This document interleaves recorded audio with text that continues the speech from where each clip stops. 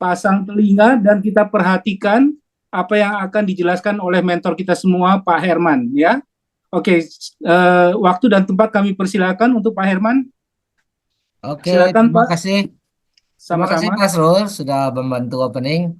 Bapak Ibu seperti biasa kita langsung mulai. Tidak berbasa-basi, saya izin off kamera supaya kita bisa fokus. Oke, kamera udah terlihat Pak? Screen-nya udah terlihat maksudnya? Sudah terlihat Pak Herman. Oke, kita langsung start. Oke, selamat datang pada presentasi Angel Group pada hari Jumat ya. Oke, Bapak Ibu. Topik yang akan kita bahas hari ini adalah bagaimana cara memiliki tabungan emas walaupun tidak punya uang lebih dan sekaligus menyelamatkan belanja hangus menjadi tabungan emas. Nah, mungkin kita mulai dengan penjelasan belanja hangus ya. Apa sih yang dimaksud dengan belanja hangus? Karena banyak orang yang banyak orang yang kadang-kadang bingung kalau kita sebut istilah belanja hangus ya. Nah, yang dimaksud belanja hangus tuh begini. Setiap bulan di antara Bapak Ibu pasti punya belanja, ya, entah bayar listrik, bayar bensin, bayar makan dan lain-lain. Apakah uangnya balik kembali atau hilang? Boleh respon? Hilang. Hilang Hilang. Pak. Nah, karena uang itu hilang, maka dia disebut hangus, tidak balik lagi. Kalau kita hitung-hitung biaya hidup kita dari kita kecil sampai sekarang, itu jumlahnya udah banyak apa sedikit ya? Banyak sekali. Banyak sekali ya Bapak Ibu ya. Nah, sekarang uang itu selama ini hilang udah banyak. Nah, sekarang kita punya cara bagaimana uang tadi tidak hangus ya. Dia bisa menjadi tabungan emas Bapak Ibu. Dan ini cara yang sudah sangat terbukti dan memang bisa membuat kita selamat lah untuk masa depan. Oke, nah sebelum kita cerita cara belanja hangusnya, siapa sih pembuat konsep ini? Nah, yang membuat konsep ini adalah Quantum Metal. Ya, siapa Quantum Metal ini? Dia adalah eksklusif distributor daripada perusahaan emas milik negara Australia yang bernama Perkmin, Bapak Ibu. Mungkin banyak di antara kita tidak tahu dan tidak kenal dengan Perkmin. Tapi kalau saya tanya, apakah Bapak Ibu kenal dengan Antam? Boleh respon? Tahu. Kenal Pak. Tahu ya, karena Antam adalah perusahaan emas juga, tapi Antam itu milik negara Indonesia, Bapak Ibu. Nah, kalau Permin adalah milik negara Australia. Sementara Permin ini adalah penambang emas terbesar nomor 2 di dunia, negara Australia ya. Australia itu adalah penambang emas terbesar nomor 2 dari sisi negara di dunia, bergantian dengan Rusia. Jadi kadang-kadang dia nomor 3, kadang-kadang dia nomor 2. Nah, Indonesia itu ranking produksinya 6 sampai 9. Ya, ranking 6 sampai 9 di dunia. Jadi secara produksi permen 2 kali lipat daripada produksi emas di Indonesia, Bapak. Oke. Dan Quantum Metal ini adalah distributor eksklusif daripada permen ini. Dan Quantum Metal sekaligus adalah pemegang saham di tambang emas Besra Gold, Bapak Ibu. Ya, Besra Gold. Nah, Quantum Metal sudah berdiri sejak 11 tahun yang lalu, sejak bulan Juli 2012, ya. Dan dia juga adalah supplier emas daripada Bank Syariah yang ada di Malaysia. Nah, inilah sekilas perkenalan awal tentang perusahaan Quantum Metal ini, ya. Kira-kira dengan data ini Bapak Ibu, sebagai eksklusif distributor dari perusahaan emas milik negara Australia, sebagai pemegang saham terbesar tambang emas Besra Gold, ya sudah 11 tahun dan sebagai supplier emas daripada bank dan lain-lain.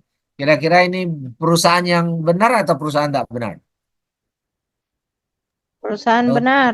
saya respon. Oke. Benar, Nah, benar. nanti kalau Bapak Ibu Benar pengen tahu Pak. lebih detail, pengen tahu lebih bukti tentang perusahaan ini, nah bisa ikuti pada sesi Zoom berikutnya ya. Oke. Nah, karena topik kita hari ini fokus pada produk untuk menyelamatkan belanja hangus dan bisa memiliki tabungan emas walaupun tidak punya uang lebih. Karena kenapa program ini kita fokuskan? Karena program ini bisa dilakukan oleh semua orang. Ya, bisa membantu semua orang, Bapak Ibu.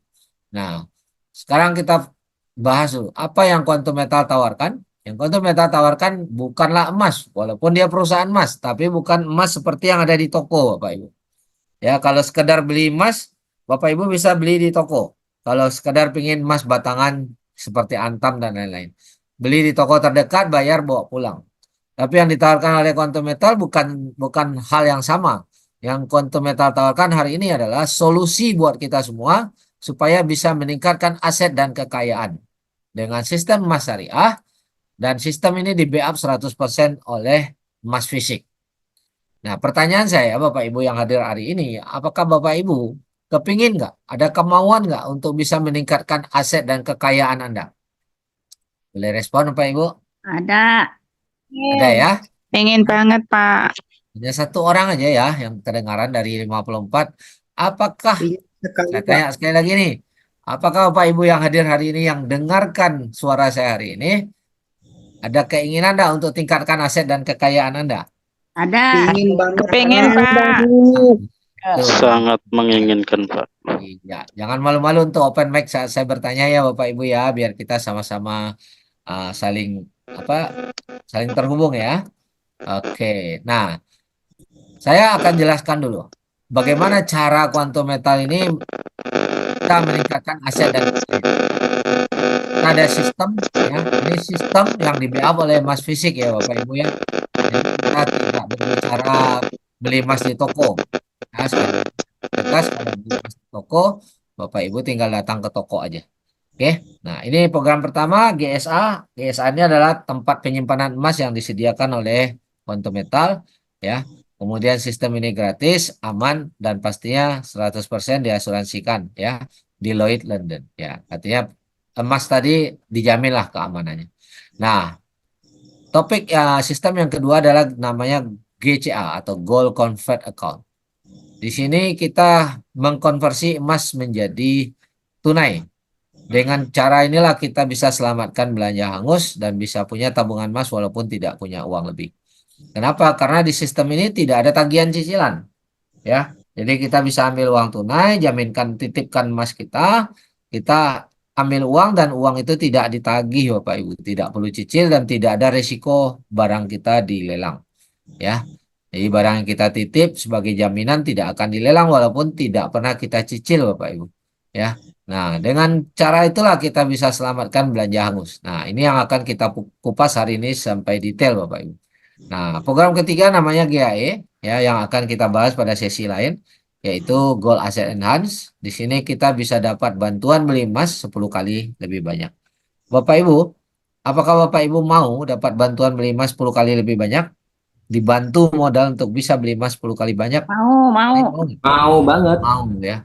Dan bantuan itu tidak ditagih cicilan Bapak Ibu. Ya, jadi uang yang dikasih untuk beli emas itu tidak ditagih cicilan dan barang kita tidak akan dilelang walaupun tidak cicil. Sampai kapan? Sampai emasnya kita jual barulah kita kembalikan. Ya, bukan berarti tidak dikembalikan ya bantuan ini ya, akan dikembalikan setelah kita jual. Tentunya setelah kita untung. Nah, dengan cara ini kita bisa dapat keuntungan 10 kali lebih besar. Nah, inilah 3 konsep yang Quantum Metal tawarkan hari ini Bapak Ibu ya. Nah, tapi malam ini kita hanya fokus dulu tentang GCA.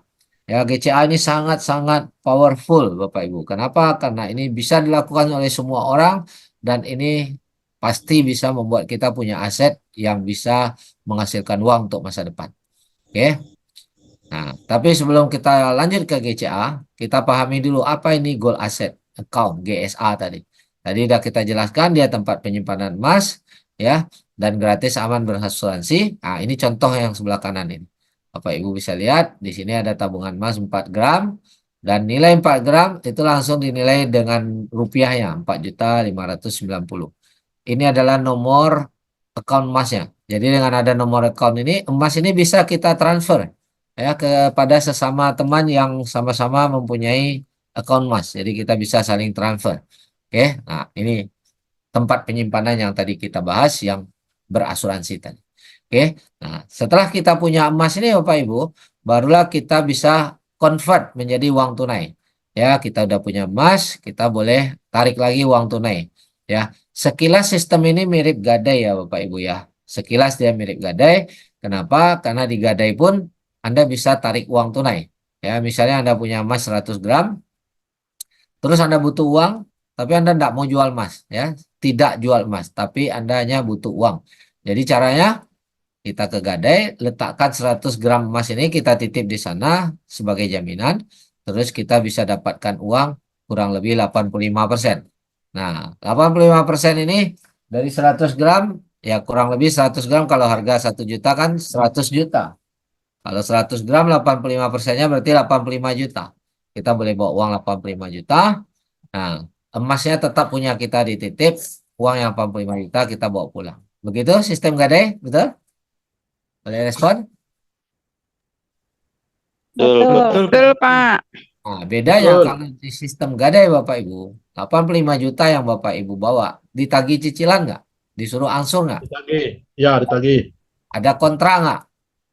Ada kontrak 4 Kalau Ada, bulan. Pak. kalau kita nggak mampu perpanjang kontrak, barangnya aman atau kena lelang?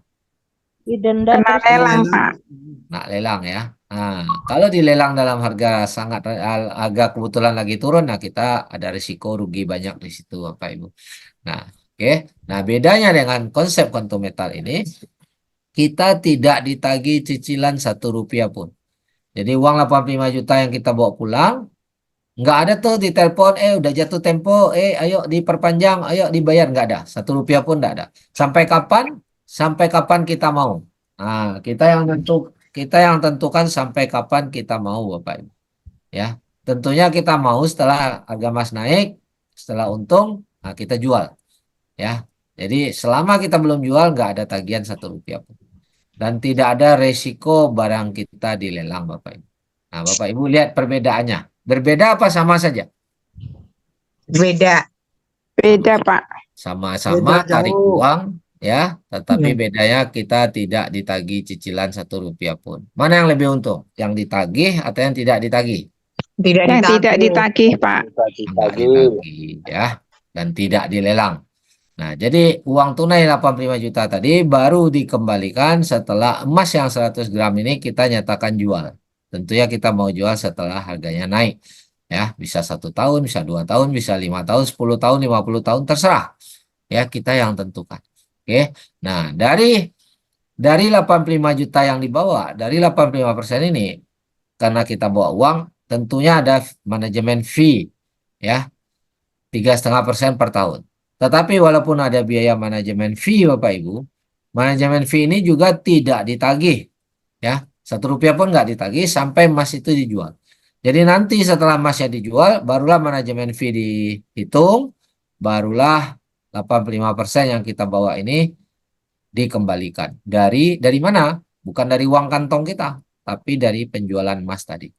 Jadi kalau kita udah ambil uang, nggak perlu mikirin nanti saya kembaliinnya gimana ya. Nggak perlu dikembaliin.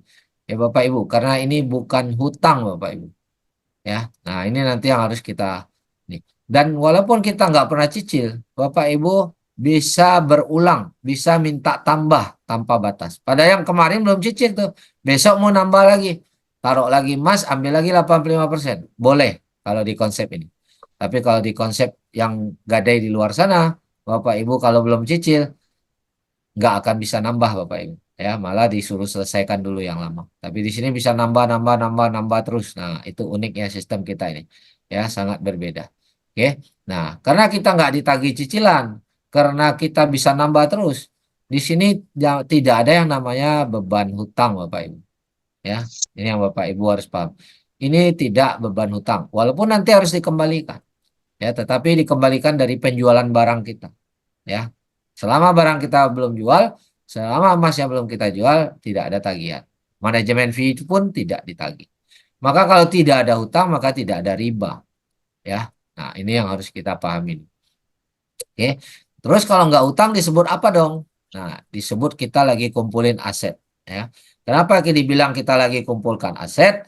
Dikarenakan emas kita yang kita letakkan tadi, mana yang lebih berharga? Emas kita lebih berharga atau uang yang kita bawa yang lebih berharga?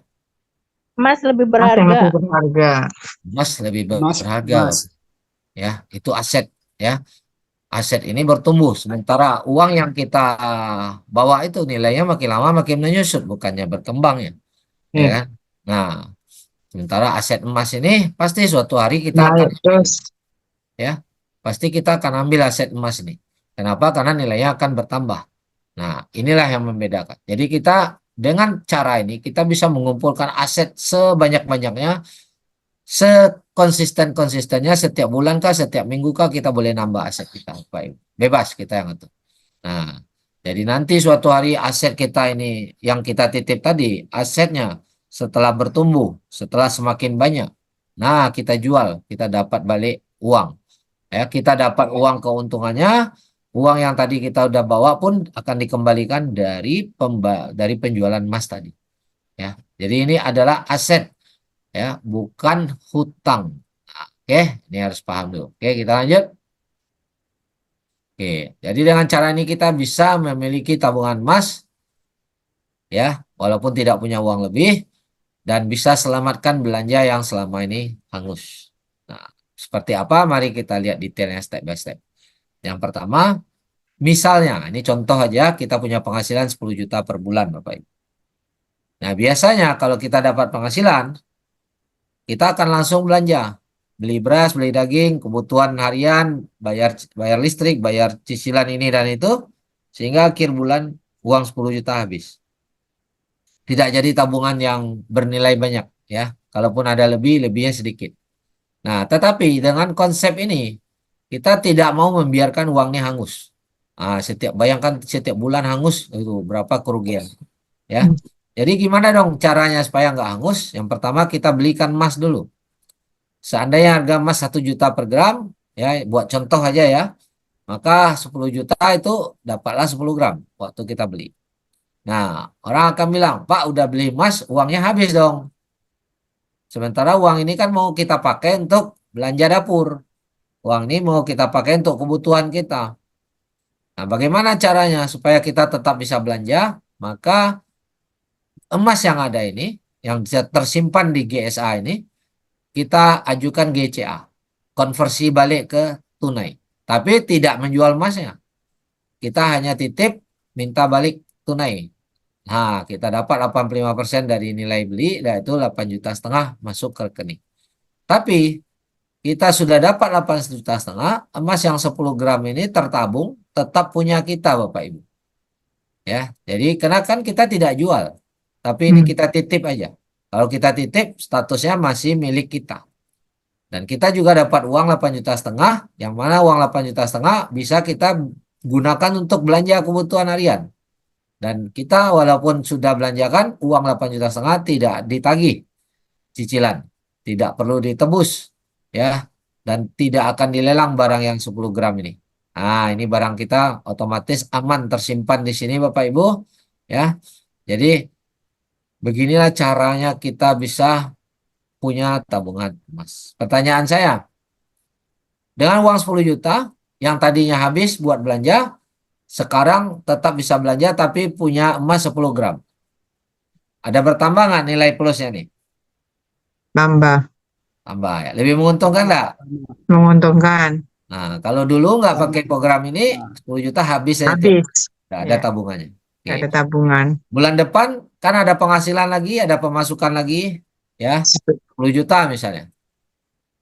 Lakukan hal yang sama, beli lagi emas, otomatis nambah lagi emas 10 gram, tarik lagi 8,5 juta. Baru kita belanja. Jadi dengan konsep ini, kita hanya perlu berhemat Bapak Ibu. Kita hanya perlu berhemat 1,5 juta. Tapi kita tidak perlu uang lebih. Kenapa nggak perlu uang lebih? Karena ini uang belanja. Kita belikan emas dulu, yang tadinya uang belanja selama ini hangus, sekarang udah jadi tabungan emas. Otomatis, ya, kalau setiap bulan kita lakukan, maka Setahun setiap bulan emas kita nambah 10 gram, 10 gram, setahun tanpa kita sadari udah 120 gram. 20 gram. 120 gram Bapak Ibu. Tapi Bapak Ibu tetap bisa belanja? Bisa. Punya tabungan emas sekarang? Punya. Nah, inilah nilai plusnya, ya. Ya. Nah, kalau orang nanya gini, kalau misalnya ini kan ada lebih 1,5, saya langsung sisihkan aja 1,5, saya beli emas gimana?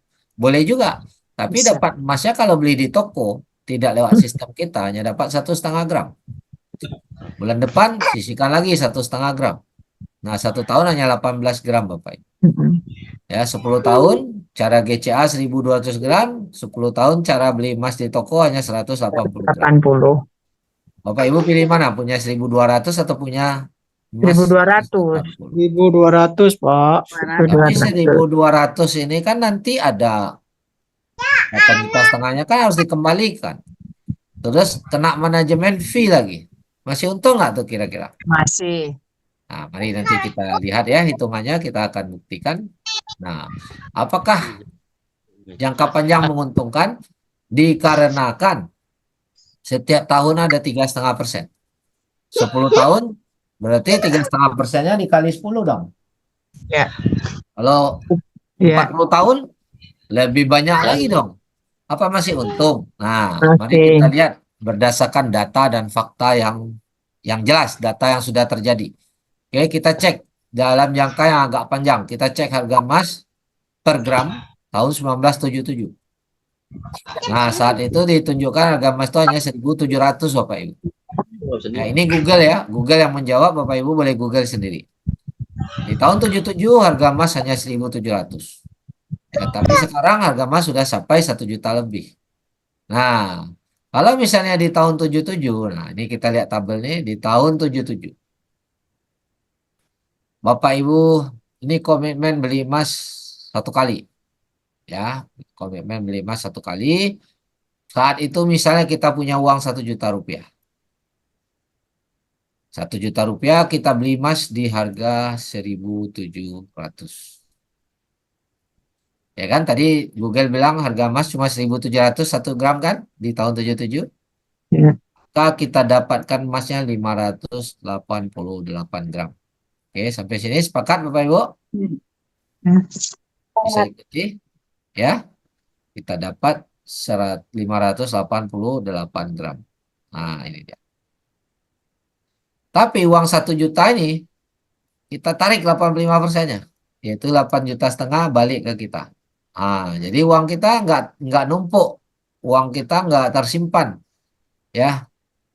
Ini yang hafal 150 kita bisa putar lagi untuk modal dagang lah, ya, untuk usaha yang lain atau untuk kebutuhan apapun lah itu. Oke. Nah, artinya yang tersimpan hanya 150.000, betul nggak? Nah, ini kita catat. Yang tersimpan hanya 150.000. Lantas kita kumpul, kita biarin aja, kita lupain aja kan. Uang ini udah kita pakai, terus kita lupain aja dulu selama 47 tahun. Tahun 77, 47 tahun, berarti tahun 2024. Nah, ini sekarang nih tahun 2024. Bapak udah beli emas mah. Ya mama juga. 1 gram 2.000 perak. Mama kan mau kuliah kan jual emas 30 gram. Oke. 20 tahun 2024. Sekarang nih harga emas berapa? 1 juta, betul nggak? Ya. Nah, ini harga sekarang Bapak Ibu. Emasnya tadi kita simpan ada 588 gram. Kalau kita jual, berapa nilainya sekarang? Sekarang 88 juta. 588. 588 juta. Yang mana tadinya beli di harga 1 juta, itu pun udah tarik uang 850.000, ya. Berarti yang tersimpan hanya 150.000. 150. Nah, kita berhak menjual 588 ini karena 588 ini punya kita, Bapak Ibu. Nah, ini Bapak Ibu harus paham dulu.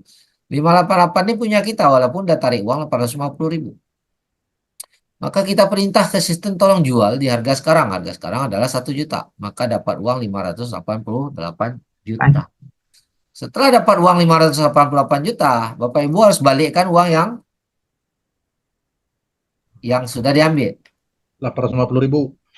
Ya, yaitu hanya 850.000 rupiah. Oke, 588 juta kurangi 850.000, nggak sampai 1 juta Bapak Ibu. Masih banyak lebihnya? Banyak banget. Ada 587 lah kita bilang. Ya, 587 sekian. Tapi kan harus bayar manajemen fee 47 tahun nih. Tolong kalkulator 47 kali 3,5 berapa manajemen fee-nya? Betul 164,5? Ya, 164,5. 164,5. Dari berapa kita harus bayar? 164,5 dari uang yang kita ambil. 850.000. Dari 850.000 doang. Hanya 1.398. Itulah manajemen fee-nya. Oke. Jadi penjualan 588, balikkan uang 850, bayar manajemen fee 1.398.000, maka hari ini masih terima 585 juta. Untung nggak? Untung. Padahal uang yang tersimpan hanya 150.000. Bukan 1 juta Bapak Ibu. Tapi hanya 150.000. Nah, inilah keuntungan jangka panjangnya. Oke. Nah, sekarang mari kita lihat. Kalau jangkanya yang tidak terlalu panjang. Nah, 20 tahun. Harga emas di tahun 2000. Bapak Ibu boleh tolong Google berapa harga emas di tahun 2000 per gram? Hanya 72.000. 72.000. Ya, hanya 72.000. Jika di tahun 2000 kita punya uang 10 juta. Nah, tahun 2000 itu 10 juta ini kurang lebih dapat satu sepeda motor lah saat itu. Kita belikan ke emas uang 10 juta ini, tarik 8,5 juta. Berarti yang tersimpan hanya 1.500.000. Terus kita diamkan 23 tahun atau 24 tahun. Putus. 24 tahun. Suara saya kedengaran jelas atau putus? Dengaran. Yang lain? Dengaran. Jelas. Bagus, suaranya bagus. Jelas Pak, jelas. Jelas. Jelas ya. Berarti yang terputus mungkin gangguan sinyal. Oke. Nah, kita biarkan 23 atau 24 tahun Bapak Ibu. Tadinya beli di harga 72.000, dengan uang 10 juta kita dapat berapa banyak emas ya? 138,989. 138. Oke, ini emas yang kita dapat. Terus kita biarkan 24 tahun. Saya nggak putus-putus. Ya, harus cari sinyalnya mungkin. Kita biarkan 24 tahun Bapak Ibu. Sekarang udah 24 tahun nih, tahun 2024 harganya 1 juta nih, kita jual di harga 1 juta. Kalau malam ini udah 1 juta lebih ya, 1.100.000 lebih ya. Karena udah naik barusan nih.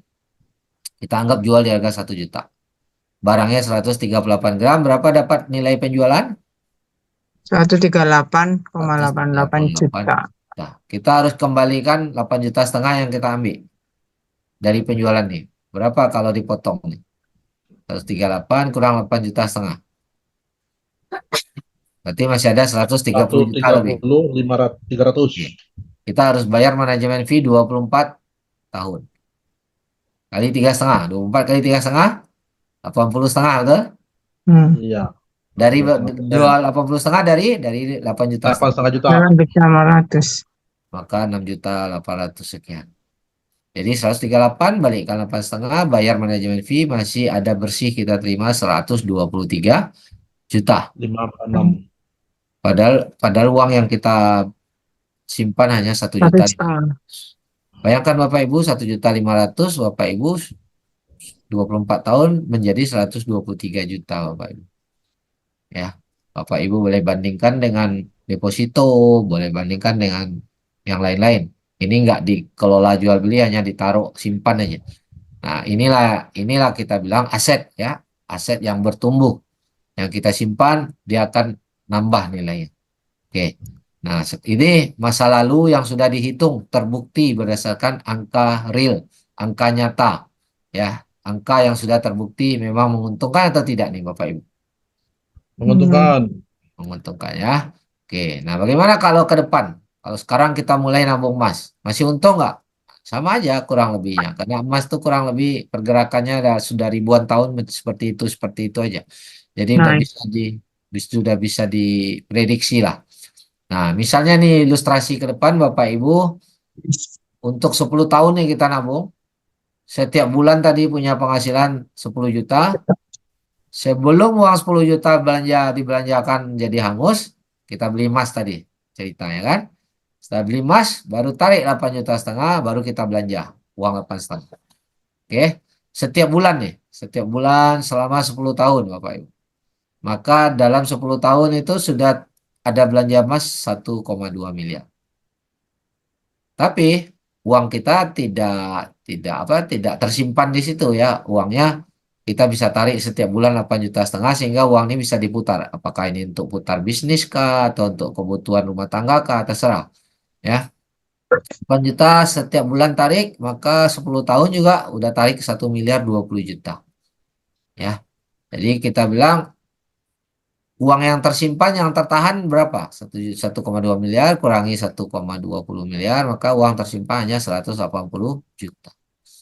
Nah, rata-rata di sini kita hitung prediksi harga emas naik 10% per tahun.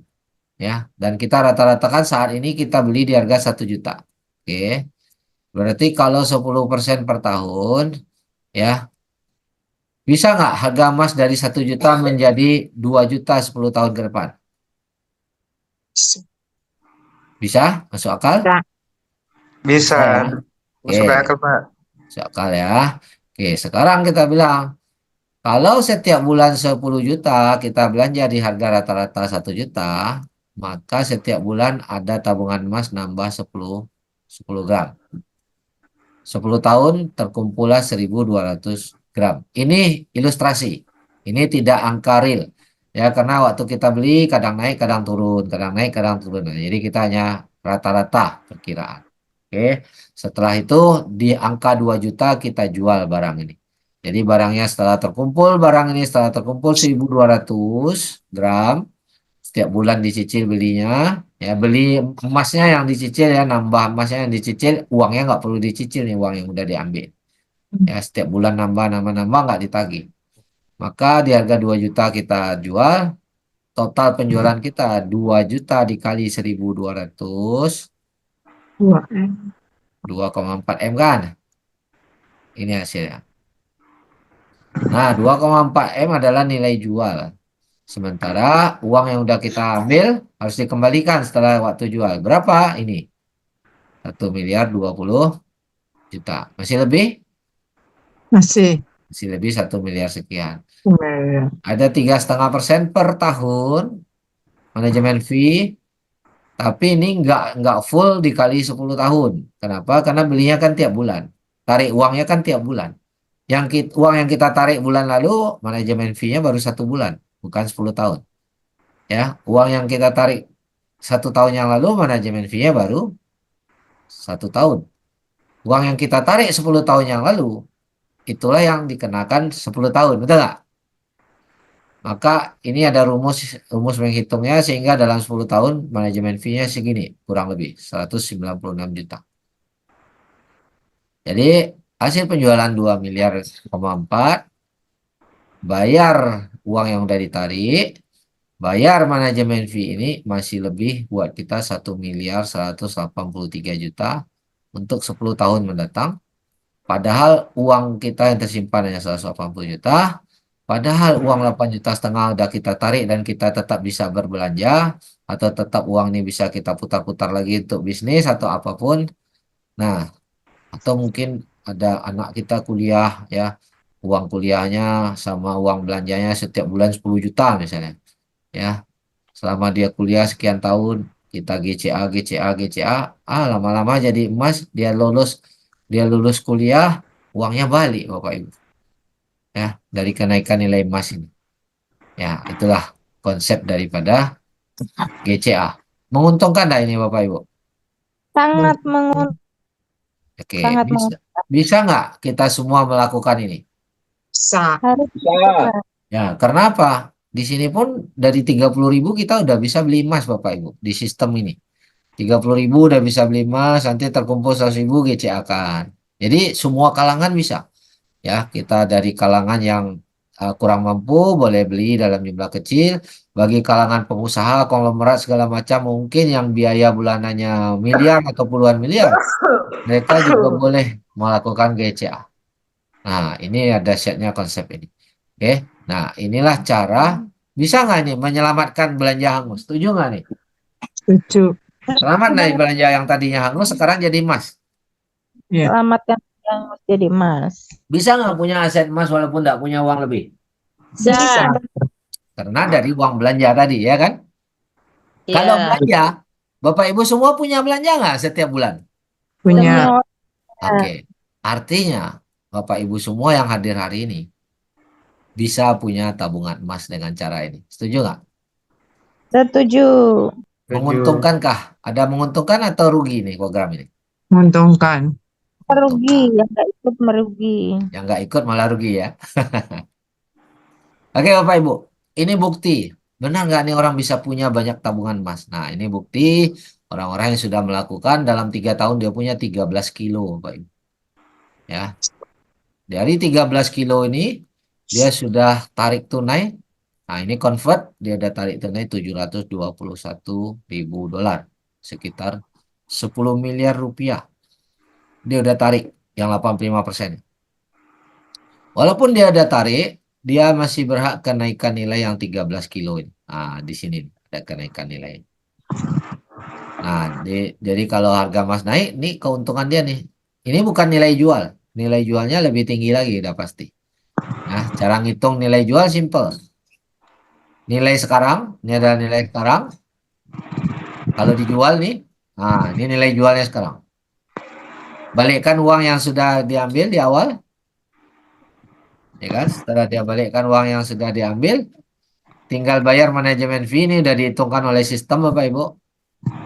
Nah, sisanya itulah uang yang kita terima. Ya, itulah uang yang kita terima. Oke.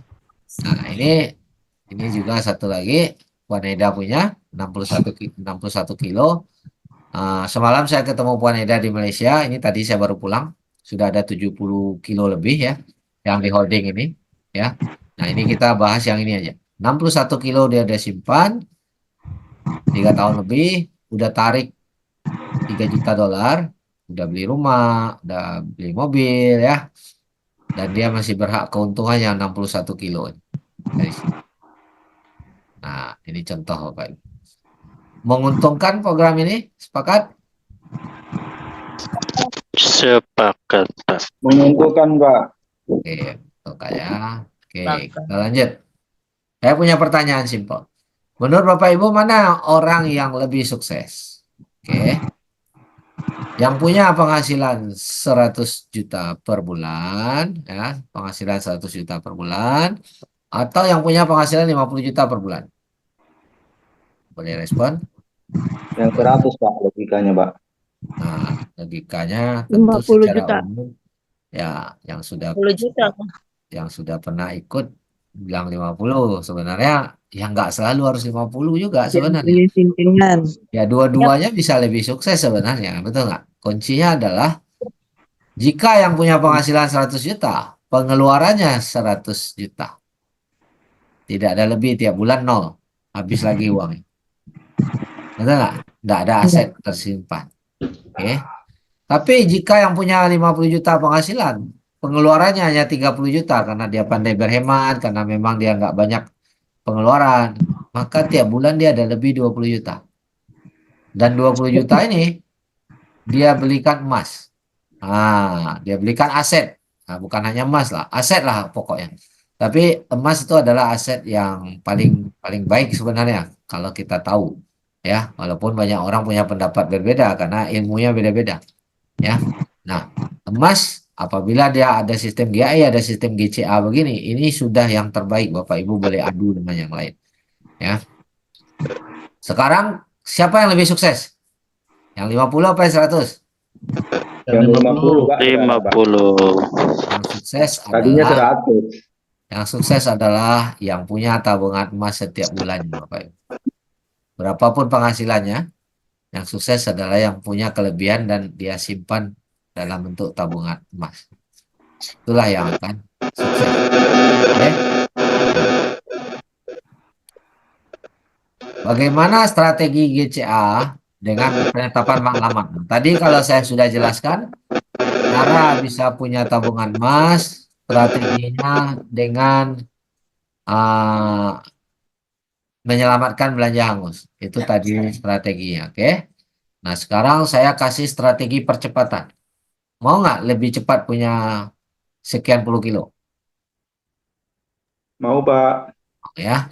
Nah, ada strategi kedua dengan namanya penetapan matlamat ya, atau percepatan untuk capai tujuan lah. Ini konsep bahasa Indonesia kurang lebih seperti itu. Tapi konsep ini tidak untuk semua orang, tidak semua orang bisa lakukan.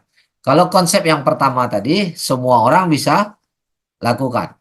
Tapi konsep yang kedua ini hanya orang yang punya uang nganggur lah di bank yang punya.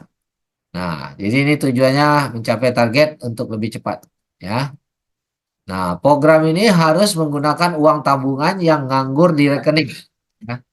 Udah punya uang di rekening, uang itu memang uang tabungan, yang Bapak Ibu nggak mau uang itu berkurang.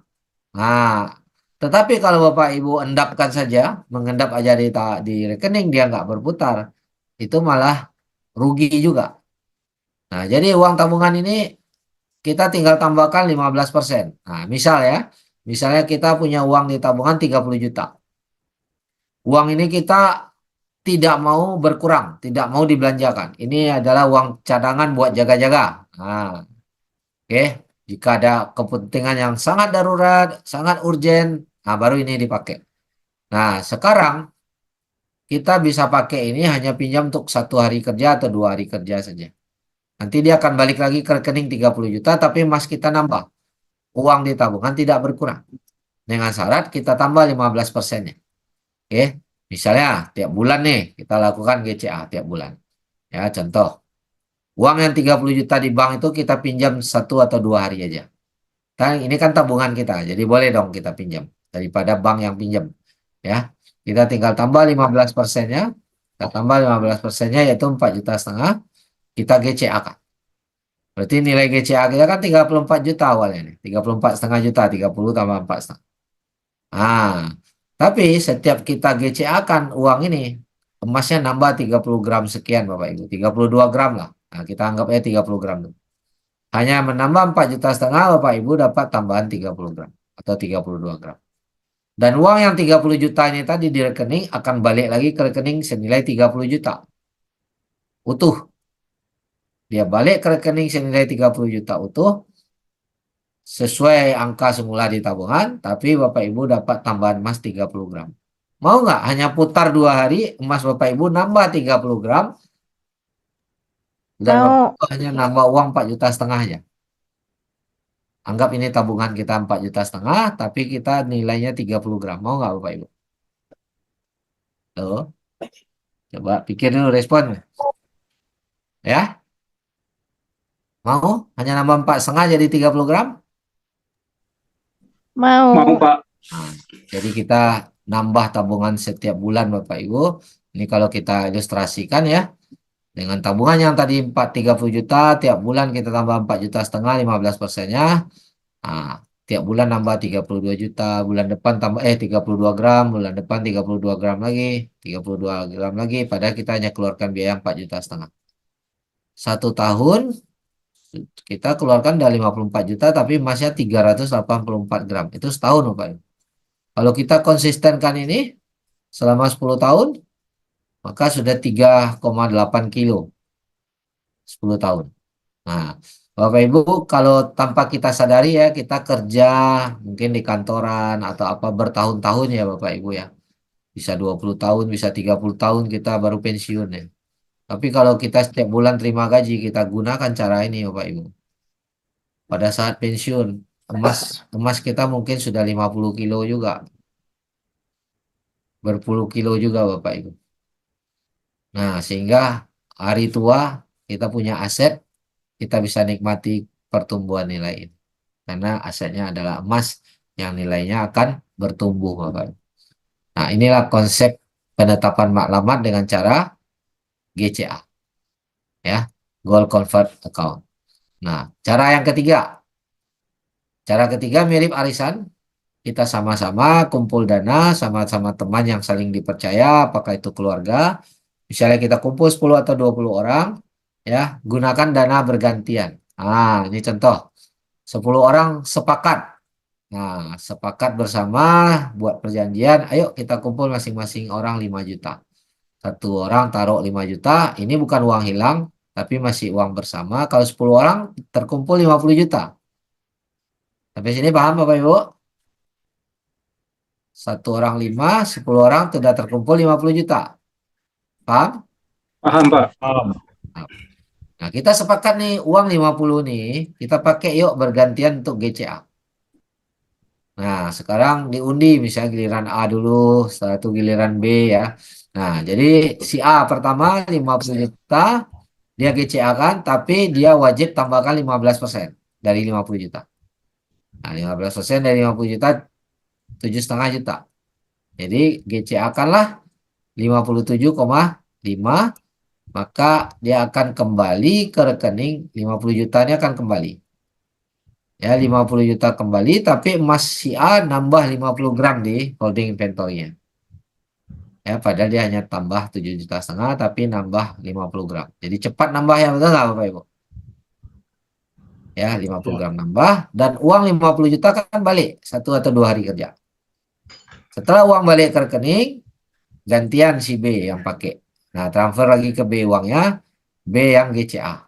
Si B juga tambah 15%. Balik lagi uang 50 juta, si B udah tambah emas yang 50 gram, balik lagi uang 50 juta, gantian si C yang pakai. Nah, setelah semua masing-masing pakai, ulang lagi putaran kedua. Mulai dari A balik. A, B, C, seterusnya ulang lagi putaran ketiga. Misalnya sampai 10 putaran atau berapapun lah kesepakatan. Uang 50 balik, kita udah nggak mau lanjut lagi, uang 50 balikkan ke pemilik masing-masing. Masing-masing kan punya 5 juta, balikkan si A 5 juta, B 5 juta, baru selesai. Tapi dengan cara ini, emas kita jadi banyak Bapak Ibu. Jadi bertambah dengan cara yang lebih cepat. Ya, nah ini konsepnya. Nah, jadi dana itu akan masuk kembali 5 juta ini yang sama, 50 juta yang sama. Diputar-putar berkali-kali Bapak Ibu. Ini akan lebih cepat lagi. Jadi dalam sebulan mungkin kita bisa 2 kali putaran masing-masing. Wah, kalau dalam sebulan 2 kali putaran, nambahnya itu 100 gram Bapak Ibu, 1 bulan. 1 tahun udah 1 kilo. 1.200. Nah, 1,2 kilo ya. Ya. Ya kan Bapak Ibu. Bapak Ibu mau putar sampai berapa kali? Nah, itu terserah kesepakatan aja. Oke, inilah GCA. Ya. Nah, kenapa kita perlu punya aset Bapak Ibu dari sekarang? Amat sangat penting. Ya, ini bukan sekedar teori, tapi sudah nyata. Ada bahaya di depan mata. Ada bahaya yang sangat tinggi risikonya apabila kita tidak punya aset. Oke, kita tonton sebentar video ini supaya Bapak Ibu disimak, dihayati. Benar nggak ini berbahaya kalau Bapak Ibu nggak punya aset? Silakan kita tonton. Halo guys, ada apa di video ini? Ada cuan dong. Pasti kalian udah sangat akrab dengan yang satu hal ini nih. Ya, bener banget. Sebagian dari kalian pasti udah tahu tentang mata uang di dunia yang paling kuat dan stabil.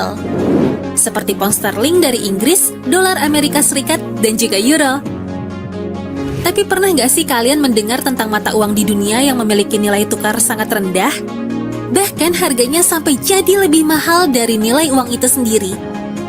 Penasaran kan negara apa aja yang punya mata uang terendah ini? Jangan-jangan Indonesia juga lagi. Tenang, bukan kita kok guys. Tapi kalau kamu penasaran, yuk tonton terus video ini sampai habis.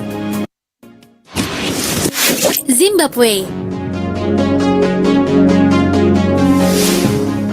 Guys, ada lagi nih negara Zimbabwe. Perekonomiannya hancur berantakan pas krisis yang parah banget pas tahun 2008 dan 2009 dulu.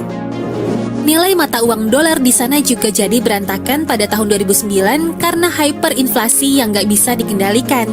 Harga-harga tiba-tiba loncat tinggi dengan cepat. Sejak itu, sebagian besar transaksi udah pakai dolar Amerika atau mata uang Afrika Selatan, yaitu rand. Nilai mata uang Zimbabwe jadi nggak berharga semenjak krisis itu guys. Bahkan nilai tukarnya jadi yang terburuk di dunia. Bayangin aja nih, 35.000 triliun dolar Zimbabwe cuma setara sama 1 dolar Amerika loh. Waduh, betul-betul jatuh banget ya gengs. Uang triliunan dolar Zimbabwe udah nggak berharga di sana. Contohnya nih, uang 100 miliar dolar Zimbabwe cuma cukup buat beli 3 butir telur ayam aja tuh. Akibat krisis inflasi ini, pemerintahnya ngeluarin kebijakan yang bikin heboh semua orang. Mereka hapusin dolar Zimbabwe dari peredaran. Terus, pemerintah Zimbabwe nawarin ke masyarakat pemilik uang tunai atau deposito di bank buat tuker uang mereka ke dolar Amerika aja.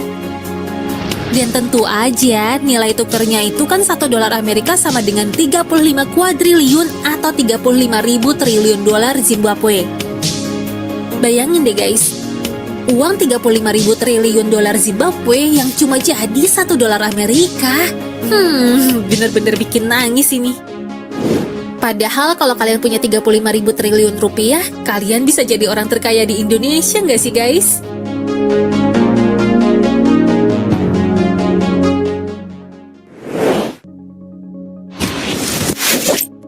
Venezuela. Guys, sekarang kita bahas tentang negara Venezuela yuk. Negara ini punya cadangan minyak terbesar di dunia, tapi ironisnya jadi salah satu negara termiskin. Pada tahun 2014, Venezuela dilanda krisis ekonomi parah. Inflasinya melambung tinggi sampai ada yang nyampe ke langit tuh guys. Akibatnya, sebagian penduduk memilih meninggalkan negara ini. Kalau kamu berkunjung ke sana, pasti bakal kelihatan uang berterbangan di mana-mana kayak sampah yang gak ada harganya. Ternyata ada beberapa faktor yang bikin negara ini miskin. Pertama, pemerintah Venezuela terlalu bergantung sama bisnis minyak sebagai tulang punggung ekonomi mereka. Sekitar 90% ekspor dan separuh pendapatan negara berasal dari minyak. Jadi, pas harga minyak tiba-tiba jatuh dari 115 dolar AS per barel, ekonomi Venezuela merosot parah. Kedua, sumber daya manusia di sana masih jauh tertinggal. Mereka nggak bisa mengelola sumber daya alam dengan baik. Mirip-mirip kayak kita sini guys. Semoga negara kita nggak ngelakuin hal yang sama deh. Nah, selain itu, Venezuela juga banyak banget hutang sama Cina dan Rusia. Nilai mata uang mereka, Bolivar Venezuela, sangat rendah. 1 rupiah aja setara dengan 131 Bolivar Venezuela. Jadi, barang-barang di sana terasa mahal banget, kayak harga daging, ayam, atau telur. Kalau mau beli, pasti bawa gerobak buat bayar guys. Bayangin deh, harga tisu toilet di sana seharga 2,6 juta Bolivar, atau setara dengan 340 juta rupiah. Sedangkan harga wortel 3 juta Bolivar itu senilai 393 juta rupiah. Dan pembalut wanita 3,5 juta Bolivar atau setara dengan 456 juta 500 ribu rupiah. Bahkan harga tomat per kilo aja harus siapin 5 juta Bolivar atau setara dengan 655 juta rupiah guys. Waduh, ribet banget nih. Apakah kita harus nanam duit dulu baru bisa ke Venezuela?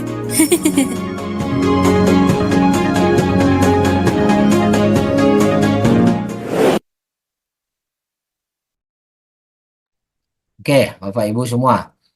Setelah kita tonton video ini, ngeri nggak nih? Halo? Boleh respon? Ngeri, Pak. Ngeri. Ya, kalau terjadi nih, bisa nggak ini terjadi di negara lain seperti Indonesia juga? Bisa. Bisa, Pak. Nah, Venezuela itu negara kaya loh Bapak Ibu. Dia juga penghasil minyak, ya. Dulunya kaya dia, tapi karena kebijakan yang salah atau karena apalah, tiba-tiba hancur ekonominya. Ya, harga barang setiap hari naik 2 kali lipat per hari Bapak Ibu.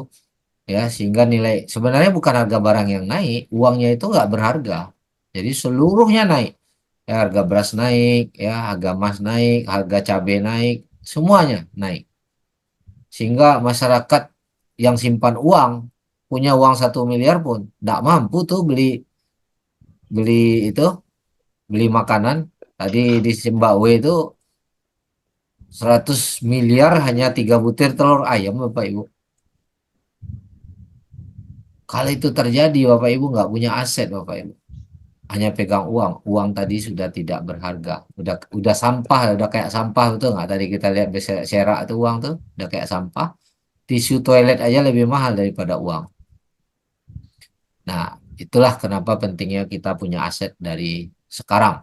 Ya, saya hanya sharing, keputusan di tangan Bapak Ibu. Bapak Ibu ingin punya aset silakan. Bapak Ibu lebih sayang dengan uang pun silakan Bapak Ibu. Ya, kalau saya pribadi, saya pasti lebih senang punya aset.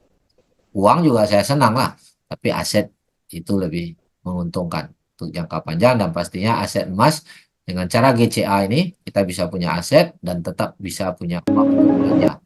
Oke, itu yang penting. Emas tetap punya uang belanja dan tetap punya aset. Oke, kita lanjut ke kesimpulannya Bapak Ibu. Ya. Di konsep GCA apakah ada beban hutang? Tidak ada, Pak. Tidak ada. Tidak ada karena tidak ditagih, tidak dikejar-kejar, tidak dilelang ya, maka tidak disebut hutang. Apakah Bapak Ibu bisa mengumpulkan aset emas yang masa depannya juga bisa dinikmati dan bisa diwariskan? Bisa. Bisakah dengan cara GCA? Bisa. Oke. Apakah ada risiko lelang? Tidak ada. Tidak ada. Kapan uang yang dipakai dikembalikan? Setelah emas dijual nanti pada waktu saat Nah, untung. emas dijual. Perlu ditebus dengan uang kantong? Tidak usah. Tidak usah, karena dari penjualan emas. Ya, kita berhak nggak kenaikan emas tadi? Ya, sangat berhak. Ya, karena itu punya kita, betul nggak? Ya, Hanya milik titip. kita. Nah, perusahaan ada beban atau tidak? Tidak ada beban. Anda ada beban. Karena tidak ada janji dari perusahaan juga. Ya, karena waktu emas tadi naik kita jual, yang beli itu adalah market dunia Bapak Ibu. Perusahaan hanya tolong jualkan emas itu di market dunia. Oke. Jadi bukan perusahaan yang janjikan profit, bukan perusahaan yang kasih profit. Di sini tidak ada kelola uang. Perusahaan tidak mengelola dana, tidak menerima titipan dana. Di konsep ini kita hanya beli emas, jual emas. Nah, beli emas, GCA kan, simpan, nanti agak naik kita jual. Oke, itulah konsep. Jadi perusahaan malah untung juga. Perusahaan ada untung 7% saat kita beli emas ya, selisihnya ya. Karena emas itu kan ada selisih harga beli dan jual. Nah, jadi keuntungan itu kita dapat saat harga emas naik. Ya, kita simpan ya, kita tunggu dia naik. Ibarat ya orang-orang kaya itu Bapak Ibu dia beli aset, mungkin dia beli aset tanah, dia beli aset rumah, yang mana nanti nilai rumahnya naik, nilai tanahnya naik. Tapi mana yang lebih untung? Simpan aset emas atau tanah? Lebih untung emas. Nah, kenapa Kalau emas? tanah atau aset properti tidak dijamin waktu menjual. Nah, waktu jualnya orang bilang nilai naik, tapi faktanya waktu jual nggak dibeli orang senilai harga yang kita mau. Ya, orang bilang, wah pasaran udah 10 miliar. Tapi saat kita jual ditawar orang malah 5 miliar Bapak Ibu. Separuh harga Bapak Ibu. Ini udah lazim terjadi di mana-mana, bukan terjadi pada 1-2 orang, tapi pada semua orang yang ingin jual propertinya. Itu Udah pengalaman pribadi itu. ada pengalaman pribadi ya. Udah pasti terkena hal demikian. Oke. Jadi bukan hanya pengalaman 1-2 orang. Oke, apakah sistem ini bisa membuat Anda terhindar dari inflasi yang tadi kita lihat uang jadi sampah tadi? Bisa. Bisa ke konsep ini Bapak Ibu ya. Oke, dari saya materi hari ini kita cukupi khusus GCA, kita akan masuk tanya jawab. Bagi Bapak Ibu yang baru masuk hari ini, baru dapatkan penjelasan, segera minta link pendaftaran gratis Bapak Ibu. Kita di sini daftarnya gratis ya, nggak keluar duit. Bapak Ibu daftar dulu supaya Bapak Ibu bisa belajar dari dalam sistem kita. Lebih lengkap belajarnya. Jadi sekali lagi saya hanya berpesan, sebelum Bapak Ibu melakukan transaksi, belajarlah dulu. Ya, belajar dulu. Apabila ada yang tidak diketahui, tanyakan. Ya, jadi kita jangan malu untuk belajar Bapak Ibu. Apalagi kita sok tahu, itu lebih parah lagi tuh. Ya, rugi kalau kita nggak belajar. Oke, nah nanti pada sesi berikut kita akan bahas mungkin pada hari yang lain GAE 10 Bapak Ibu. Dan insya Allah hari Minggu besok kita ada training bersama Pak William ya. Kita Zoom bersama Pak William hari Minggu Bapak Ibu. Ya, kita mau tahu update terbaru ya. Nah, jadi siapkan waktu Anda ya bersama Pak William, itu khusus untuk orang-orang yang sudah introducer ya. Oke. Saya kembalikan dulu ke Pak Asrul. Terima kasih, semoga ini bisa merubah masa depan Anda ke depan menjadi lebih baik. Silakan Pak Asrul. Oke, terima kasih banyak Pak Herman atas pencerahannya, atas penjelasannya tentang program bagaimana kita bisa selamatkan belanja hangus dan miliki tabungan tanpa uang lebih. Jadi saya rasa ini akan semakin membuat kita paham apa guna dari program GCA tadi. Oke, selanjutnya barangkali kita buka sesi tanya jawab. Nah, teman-teman mungkin bisa persiapkan pertanyaannya. Bisa langsung open mic kalau ada pertanyaan, Sementara itu mungkin sekarang ini ada 2 pertanyaan di dalam chatting kita. Yang pertama dari Mahakami, ya, pertanyaannya adalah apa antisipasi perusahaan dalam rangka backup data atau nilai simpanan kita dalam kurung nasabah yang ada di QM seandainya satu waktu terjadi web perusahaan error atau data nasabah kena hack atau sejenisnya. Apakah ada alternatif atau antisipasi perusahaan dalam hal ini, misal disiapkan buku rekening manual sebagai bukti untuk konfirmasi ke perusahaan dan juga bukti untuk diwariskan? Terima kasih. Mohon dijawab Pak Herman. Ya, ini pertanyaan yang baik. Yang pasti ya, sistem kita ini sama dengan sistemnya perbankan. Di bank ada backup nggak servernya? Pasti ada backup. Ya, sama, kita pun ada backup. Kenapa? Karena keamanan dan security daripada sistem website kita itu sudah diaudit oleh lembaga negara.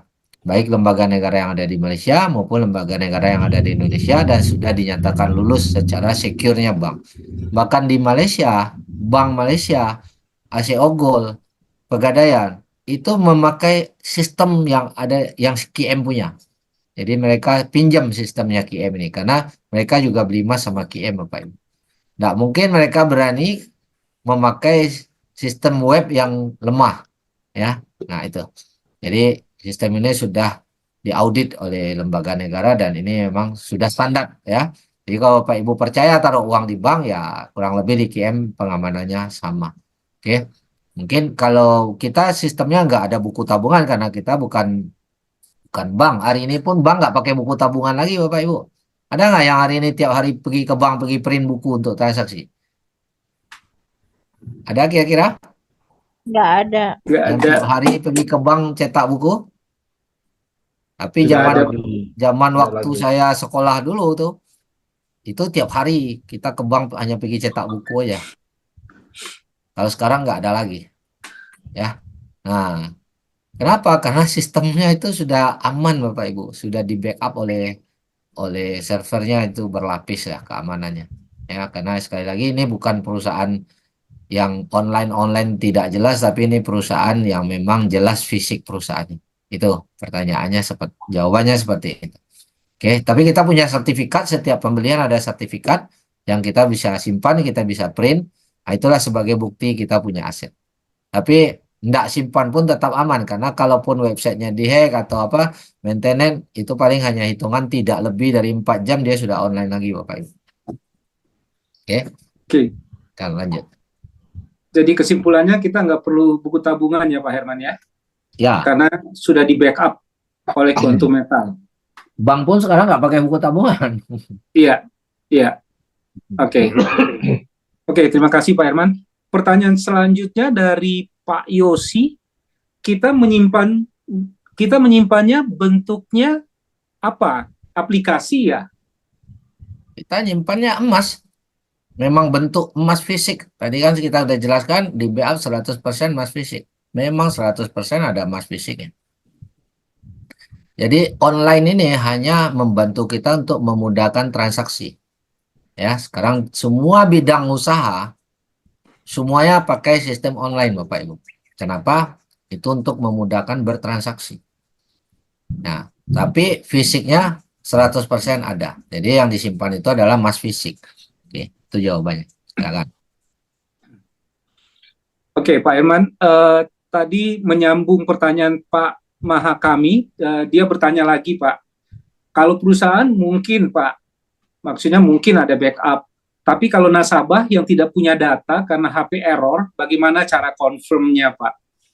HP error ya tinggal kita bisa buka dari mana aja, pinjam HP teman pun bisa. Tinggal ingat email dan password loginnya aja. Iya. Ya kan? Betul, Pak. HP setiap orang pasti error. Tapi apakah HP kita error, uang kita hilang? Ya tidak lah. Yang penting passwordnya kita ingat. Sekarang kita pakai M-Banking. Internet banking, pakai HP. Terus kalau HP-nya hilang, apakah uang hilang? Iya. Enggak kan? Enggak, Pak. Nah, kan ada data kepemilikan yang kita bisa akses kembali. Sesimpel itu aja. Ya, Oke. Saya pikir jelas ya Pak Mahakam jawaban tadi Pak. Oke, selanjutnya pertanyaan dari Abi Nadia. Assalamualaikum Pak Herman. Saya Tony di Bekasi. Mohon info waktu antara GSA ke GCA dalam program menyelamatkan belanja angus.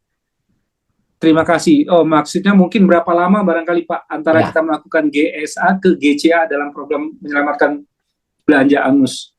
Mungkin Untuk Pak proses uang masuk ke rekening mungkin pertanyaannya. Oh, Itu bisa. kurang lebih 1 sampai 2 hari kerja. Setelah kita beli emasnya, GSA-nya masuk dalam hitungan menit saja. Waktu kita transfer dalam hitungan menit uang masuk, terus kita GCA akan manual. Kalau manual, nah itu besok masuknya 1-2 hari kerja. Atau kita waktu beli GSA kita langsung auto convert, nggak perlu ajukan GCA lagi, otomatis saja. Ya tetap kurang lebih dalam kondisi normal 1 sampai 2 hari kerja. Tapi kadang-kadang kalau ada gangguan, entah mungkin dari pihak banknya ada gangguan atau apa, nggak, karena kita kan lewat bank ya. Nah itu mungkin bisa sampai 2 minggu. Tapi itu jarang terjadi ya Bapak Ibu ya. Bukan nggak bisa terjadi, tapi ya namanya teknis, bisa aja ada gangguan, tapi tetap selesai, nggak ada masalah. Standarnya 1 atau 2 hari. Itu aja. Oke, terima kasih Pak Herman. Untuk selanjutnya, teman-teman bisa langsung open mic kalau ada pertanyaan, langsung ditanyakan ke Pak Herman. Silakan, siapa yang mau bertanya? Ayo, Tiga Permata, ada pertanyaan? Mungkin Tiga Permata ini belum. Tiga Permata ini boleh testimoni, karena tadi kan pengalaman pribadi jual ruko ya Pak ya. Oh ya. Pak cerita sedikit Pak, biar belajar juga kita dari Bapak nih. Oke, teman-teman semua, saya buka kamera lah ya. Ya. Oke. Ya, selamat malam teman-teman semua di seluruh Indonesia. Selamat malam saya Pak. mau cerita sedikit ya tentang investasi. Tahun 2012 saya beli satu petak ruko. Waktu itu saya beli 750 juta ya. Terus saya renovasi saya bikin sampai 3 lantai ya. Itu menghabiskan sekitar 400 juta. Nah, kira-kira harga jualnya berapa itu? 750 tambah 400. Pastinya di atas 1,1 ya, modal kita kan? Ya, berarti kita harus jual di atas 1,1. Betul. Belinya tahun berapa Pak? Beli tahun 2012. 2012. Sekarang udah 12 tahun ya. Oke, lanjut. Ya. Terus saya renovasi, waktu itu habis 400. Jadi 1,1. Akhirnya 2014 sampai hari ini mau saya jual. Sekarang 1M pun dibuka, enggak mau orang beli. Udah saya kasih murah di bawah 1M pun masih belum laku-laku sampai hari ini. Nah, itulah kira-kira pengalamannya. Jadi kalau misal kita pakai emas, mungkin udah laku cepat gitu ya. Nah, tapi kalau properti ya itulah kendalanya sekarang ini. Nah, jadi tidak mudah untuk menjual properti. Jadi kalau waktu dulu itu orang selalu mengatakan, oh bagus simpan uang tuh di properti lah, gitu. Nanti kan harganya naik setiap tahun. Nah, kenyataannya tidak selalu seperti itu. Yang beli tanah juga demikian kan, karena beli tanah katanya harga mau naik.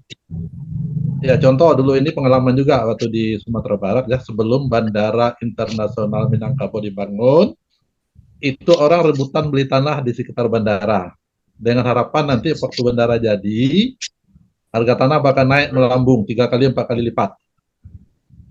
Apa yang terjadi setelah bandara BIM, Bandara Internasional Minangkabau jadi, kan terjadi gempa di 2009. Akhirnya orang takut beli tanah dekat pinggir laut. Sekarang harga itu nggak laku lagi tanahnya. Rumah yang harganya 2 miliar dijual 500 juta juga tidak laku. Akhirnya rumahnya kosong aja. Nah, gitulah kira-kira Bapak Ibu ya. Kalau kita pegang properti, tidak jaminan bahwa itu akan bisa langsung kita jual menjadi uang gitu. Ya, demikian aja Pak Herman, terima kasih waktunya. Makasih sharingnya Pak Tiga Permata. Jadi teman-teman saya tampil sedikit. Saya udah lihat ruko Bapak ini. Ya, di daerah Pekanbaru Riau. Lokasi sangat strategis di jalan yang sangat besar. Pinggir Deretan jalan itu, utama. ya, deretan itu ada Alfamart. Ya, kalau di deretan itu ada Alfamart, udah pasti itu lokasi strategis dan lokasi bisnis, betul nggak? Nggak mungkin Alfamart Betul. buka di toko terpencil, betul nggak Bapak Ibu? Betul. Itu pun 12 tahun, jual di bawah modal pun nggak laku Bapak Ibu. Ya, bangunan bagus, saya udah lihat bangunannya. Lokasi bagus. Nggak ada alasan tuh tidak laku, tapi memang begitulah jual properti. Udah jual bawah harga pun masih berat rezeki ya. Itulah. Kira-kira mungkin terima kasih atas sharing pengalaman. Mungkin yang lain Oke, lanjut sama-sama. pertanyaan. Ya. Silakan dilanjut teman-teman yang lain yang mau bertanya sama Pak Herman. Ya, teman-teman yang punya pertanyaan, silakan. Tanya Pak Open Herman. mic aja. Pak Ya, Sandi. malam Pak. Malam. Jalan. Tanya begini aja Pak Herman. Ke calon mitra yang baru, kadang-kadang orang yang baru kenal pun itu kan banyak pertanyaan gitu, walaupun dijelaskan, loh ini mustahil Mas, karena ini tanpa bunga, tanpa cicilan, sekian tahun, bisa nanti bayarnya pakai apa, walaupun dijelaskan pembayaran tetap pakai emas, itu masih tidak percaya. Nah terus saya masih berpikir, artinya apa, hanya masukan aja. Kalau misalnya ada tadi itu ditambah aja keterangan posisi M itu sebenarnya sebagai apa. Nah maksud saya itu saya tak berpikir mungkin QM itu kan sebagai apa, pengula atau pembeli dari tambang emas. Nah, itu masih kadang-kadang masih juga tidak percaya. Artinya kalau misalnya ada BUP sekiranya ditambah aja, posisi QM skemanya itu ada di mana Pak? Antara penambang terus dibeli sama QM, terus QM kan juga menjual emas ke kita lah. Maksud saya hanya untuk itu aja Pak, untuk meyakinkan kepada mitra kita agar kita yakin posisi QM itu mana sebagai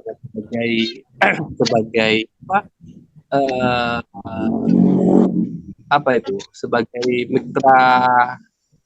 mitra eksekutif Pak ya, atau sebagai apa itu ya Pak. Hanya itu aja Pak. Atau mungkin Bapak bisa menjelaskan malam ini posisi QM itu di mana di antara penambang terus dengan mitra-mitra yang lainnya. Itu aja Pak, untuk referensi kami kepada mitra-mitra yang baru yang sekiranya tambah yakin. Kalau masalah legalitas, terus masalah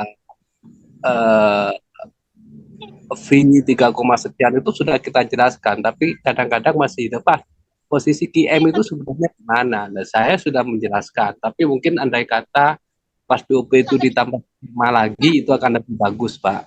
Itu aja Pak Herman, terima kasih.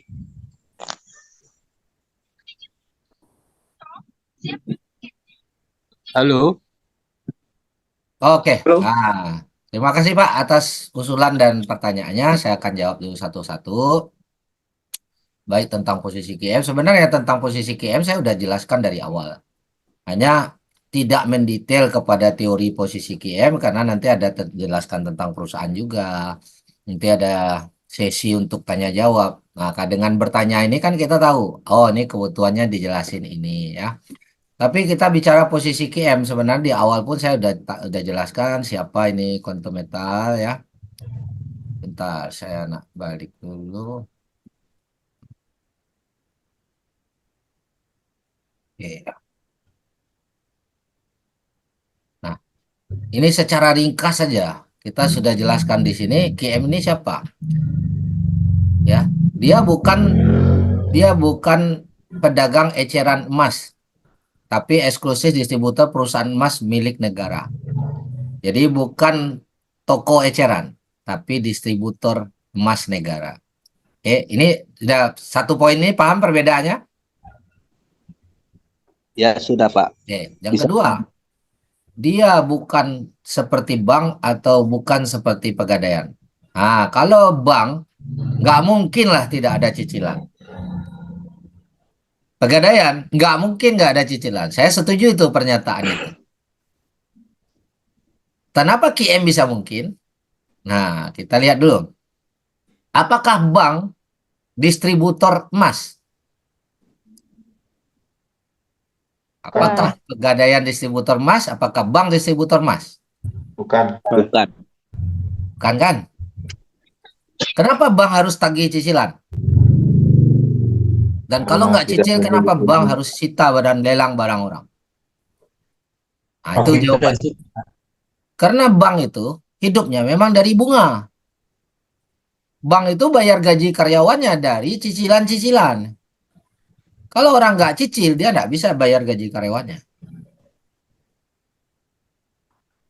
Jadi kalau bank tidak ada cicilan, nggak mungkin. Itu poin pertama dulu. Karena bank ya itu hidupnya dari cicilan. Tapi Quantum Metal, kenapa dia nggak tagih cicilan? Karena untungnya dari jual emas sebagai distributor. Pada saat member membeli emas untuk di GCA-kan, perusahaan sudah untung 7% Bapak Ibu. Dari market dunia. Sudah untung 7%. Sementara perusahaan ini pun dia pemilik tambang emas, salah satunya Besra Gold. Dia pun lagi nego untuk beli emas di tambang emas Kanada. Ya, ada Fentech juga, ada beberapa. Ya. Kalau di tambang emas, saham tambang emas dibeli, terus kita sebagai pemilik tambang itu dapat harga lebih murah nggak daripada harga pasar? Lebih murah.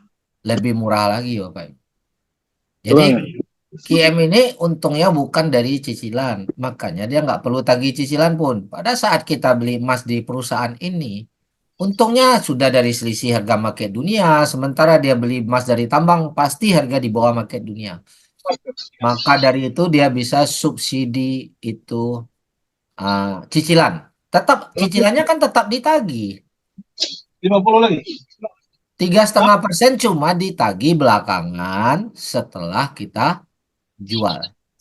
Emasnya. Nah, ini beda ya, bukan nanti belakangan nggak ditagih juga, bukan free itu pinjaman tuh. Cuman kita pinjamannya dengan manajemen fee yang jauh lebih ringan, hanya 3,5% per tahun. Sementara kalau kita bandingkan dengan bank syariah, kita bandingkan dengan sistem gadai, itu 11% lebih. Lebih ringan mana? Di QM apa di bank? Di QM. Dan itu pun tidak ditagih cicilan. Kenapa? Karena perusahaan untungnya itu udah 2 lapis dari jual emas sesuai market dunia, dari dia beli dengan harga langsung dari pertambangan dengan harga yang pasti spesial. Nah, itulah keuntungannya sehingga dia bisa memberi tidak memungut cicilan Bapak Ibu. Karena dia hidup bukan dari cicilan. Tapi kalau bank, memang bank itu hidup dari cicilan. Kalau semuanya macet cicilan, bank bulan depan tutup Bapak Ibu. Nah, dapat bedanya? Beda kita dengan bank. Tapi saya setuju dibilang mustahil ya apabila uangnya tidak dikembalikan. Nah, itu udah mustahil ya itu. Jadi kita harus sampaikan ke teman-teman, ini tidak ditagih cicilan bukan berarti tidak dikembalikan. Nah, ini banyak miskomunikasi di lapangan yang selama ini saya dapat. Begitu kita bilang nggak ditagih cicilan, dianggap yang 85% seumur hidup nggak perlu dikembalikan. Bukan itu. Kita harus jelaskan. Ini dikembalikannya setelah emasnya kita jual. Bukan gratis uang yang 85% itu. Tetap dibalikkan. Tapi setelah emasnya kita jual. Kenapa tunggu emas kita jual? Konsep kita adalah syariah murni. Terjadi jual beli dulu, baru perusahaan boleh ambil yang 3,5%. Balikkan uangnya. Jadi perusahaan tidak cari duit dari yang 3,5% itu Bapak Ibu. Karena itu adalah hak daripada bullion bank. Nah, bullion bank yang ngasih duit. Perusahaan kita untungnya dari jual emas. Bukan dari cicilan. Nah, bullion bank nagihnya di belakangan karena sudah ada kontrak tersendiri dengan pihak Quantum Metal. Jadi Quantum Metal mensubsidi hal itu Bapak Ibu. Ya, supaya kita bisa mendapatkan sistem ini secara syariah. Oke. Nah, itu kira-kira. Nah, ini sudah terbukti kita udah 12 tahun ya dan kita bank beli emasnya sama kita. Jelas kalau bank aja beli emas sama kita, level perusahaan kita di bawah bank atau di atas bank? Di atas, Bang. Nah, ini teman-teman yang waktu kita jelasin juga harus paham bedanya. Ya. Jadi ini perusahaan yang sangat berbeda dengan perusahaan toko-toko emas biasa itu loh Bapak Ibu. Jadi kalau ada orang yang berbicara tentang emas hari ini, oh emas tuh begini, begini, begini. Tanya dulu sumber emas kamu dari mana, beli di mana? Oh beli di toko. Ya, kalau beli di toko saya setuju pendapatnya emas begini, begini, begini. Tapi kalau di sistem quantum meta, beda atau sama dengan emas yang di toko? Jauh berbeda. Beda. Nah inilah kitanya yang harus menjelaskan. Maka dari itu kita selalu bilang, kalau Bapak Ibu mau jalankan bisnis ini, Bapak Ibu harus belajar dulu. Kuasai dulu. Bertanya dulu. Nah, saya senang nih kalau Bapak Ibu banyak bertanya di pertemuan ini. Itu saya senang, artinya Bapak Ibu serius mau belajar. Ya, dan saya akan dengan senang hati jelaskan. Walaupun apapun benturan Bapak Ibu di lapangan, tanyakan. Jadi kita jangan menebak-nebak, jangan sok tahu, tapi kita tanyakan nih. Saya kendala di sini nih. Nah, itulah gunanya Zoom ini kita buat. Di samping kita bantu untuk jelaskan ke teman-teman yang baru, Bapak Ibu yang lama pun bisa belajar lebih dalam lagi dari pertanyaan-pertanyaan teman-teman yang lain dan dari pengalaman. Oke, kira-kira Pak Sandi bisa memahami? Bisa terjawab? Insya Allah bisa Pak. Hanya kadang-kadang untuk meyakinkan mereka itu begini Pak, Nah, pegadaian. Pak, suaranya kecil Pak, boleh diulang? Oh, iya. Insya Allah sudah jelas Pak. Hanya saja teman-teman atau mitra yang baru itu mengatakan begini, uang itu pegadaian aja masih harus nyicil karena bayarnya dari situ. Terus bank aja. Terus kalau misalnya iya ini pinjaman itu kan dipinjam oleh belum masa tidak dapat jasa. Sudah saya jelaskan. Ini kan distributor, jadi punya tambang itu menjual, itu masih ditanya, masih saya jelaskan semacam itu. Jadi tambang langsung penambangnya itu dibeli oleh KM menjual ke kita dapat fee dari sana. Nah, itu masih. Terus posisinya semacam apa? Sudah saya jelaskan semacam itu. Alhamdulillah dengan penjelasan Bapak itu besok kan bisa saya kasihkan ke mitra-mitra saya itu Pak. Kalau saya sudah paham Pak, alhamdulillah. Makanya Pak, Bapak paham dulu. Setelah paham aja nggak cukup Pak. Cara Betul, menyampaikan juga harus perlu dipelajari. Cara kita menyampaikan, cara kita mempresentasikan, menjelaskan, itu pun ada ilmunya Pak. Makanya iya, kita yang ditanyakan lagi begini loh. Terus QM itu dapatnya dari mana kalau tidak pakai cicil? Nah, tadi udah saya jawab belum, Pak? Iya sudah. Nah, berarti besok Bapak udah bisa jawab kan? Kalau dia tanya QM dapat uang dari mana, nggak tagih cicilan, Bapak udah jawab. Dari jual emas ya, dia sumber beli emasnya dari mana? Dari tambang, bukan dari toko. Ya kan? Dia bukan pengecer, dia distributor. Udah kira-kira kalau harga pengecer dengan harga distributor berbeda atau sama ya, Pak? Berbeda. Oh, beda, Pak.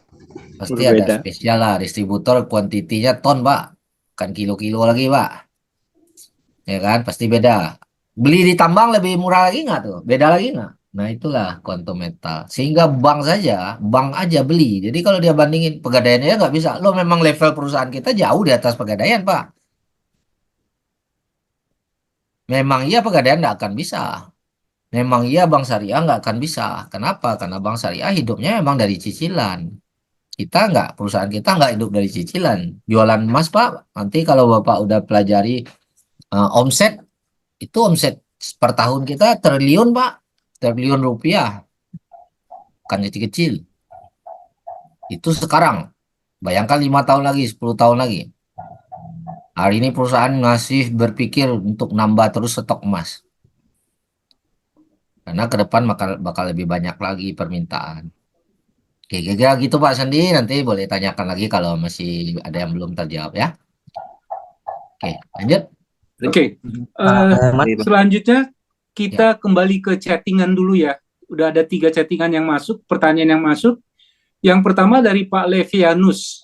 Selamat malam Pak Herman. Bagaimana cara menghitung keuntungan jika mau menjual emasnya di GAS10? Mohon dijelaskan. Oke, ini topiknya walaupun di luar GCA kita tetap jawab ya, karena sesi tanya jawab itu bebas, semua seputar QM silakan tanyakan. Sebenarnya Bapak Ibu, nggak usah capek-capek mikirkan cara hitung. Karena sistem kita sudah menghitungkan. Nah, kadang-kadang ada yang nanya, Pak, saya nggak pandai hitung, Pak. Tapi dia nanya, gimana cara hitung? Ya kan, saya bilang nggak boleh hitung. Buka aja websitenya, ya. Buka website masing-masing. Nah, ini contoh ya, saya bukain dulu satu. Kita harus tahu dulu. Klik GAI list. Nah, ini klik GAI list. Kita harus tahu dulu modal kita berapa kalau GAI 10. Berapa dolar? 250. 250, Pak. Tambah manajemen fee. 78,75. 328,75. Jadi berapa totalnya tuh? 328,75, Pak. Nah, saya catat dulu ya biar enak. Modal satu unitnya 250. Tapi di depan kita ditagih manajemen fee yang 3,5%. Nanti akan di refund nih. Tapi di depan dipanggil disuruh dulu. Berarti modal yang kita bayar 3238,7. Ini setara dengan rupiahnya kurang lebih 5,1. 5 juta 100. Ini modal. Berarti kalau kita mau tahu kita untung, maka kita harus terima di atas 328. Oke, kita klik GAI list ya. Kita klik GAI list ini menunya. Nah, di sini nih ada list nih. List-list pembelian nih. Ini pembelian 14 Desember, 23 Agustus dan lain-lain. Nah, ini ada beberapa pembelian di sini. Di sini ditulis Bapak Ibu, kita lihat di sini ada investment nilai, itu modal unitnya. Nah, ini modal unitnya. Kemudian ada refund nih. Nah, ini manajemen fee ini akan dipulangkan ke kita apabila kita jual belum sampai setahun kita udah jual, maka ada kelebihan manajemen fee yang akan dikembalikan. Nah, jadi pada saat ini kita jual, maka kita harus tambah nih 205 ini net cash out ini ditambah refund ini nilainya harus di atas 328. Karena modal awal 250 tambah 78 yaitu 38. Nah, kalau kita jual, kita akan terima uang net cash out ditambah refund.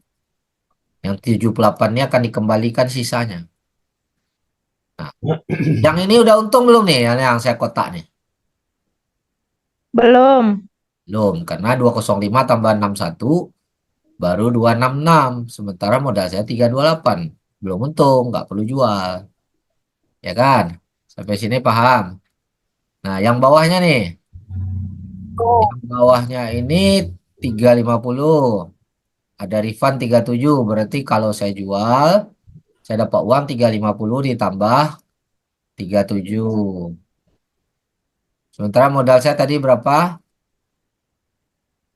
328,7. 328. Nah, ini 350 tambah 37. Berarti saya kalau saya jual saya terima sekarang 387.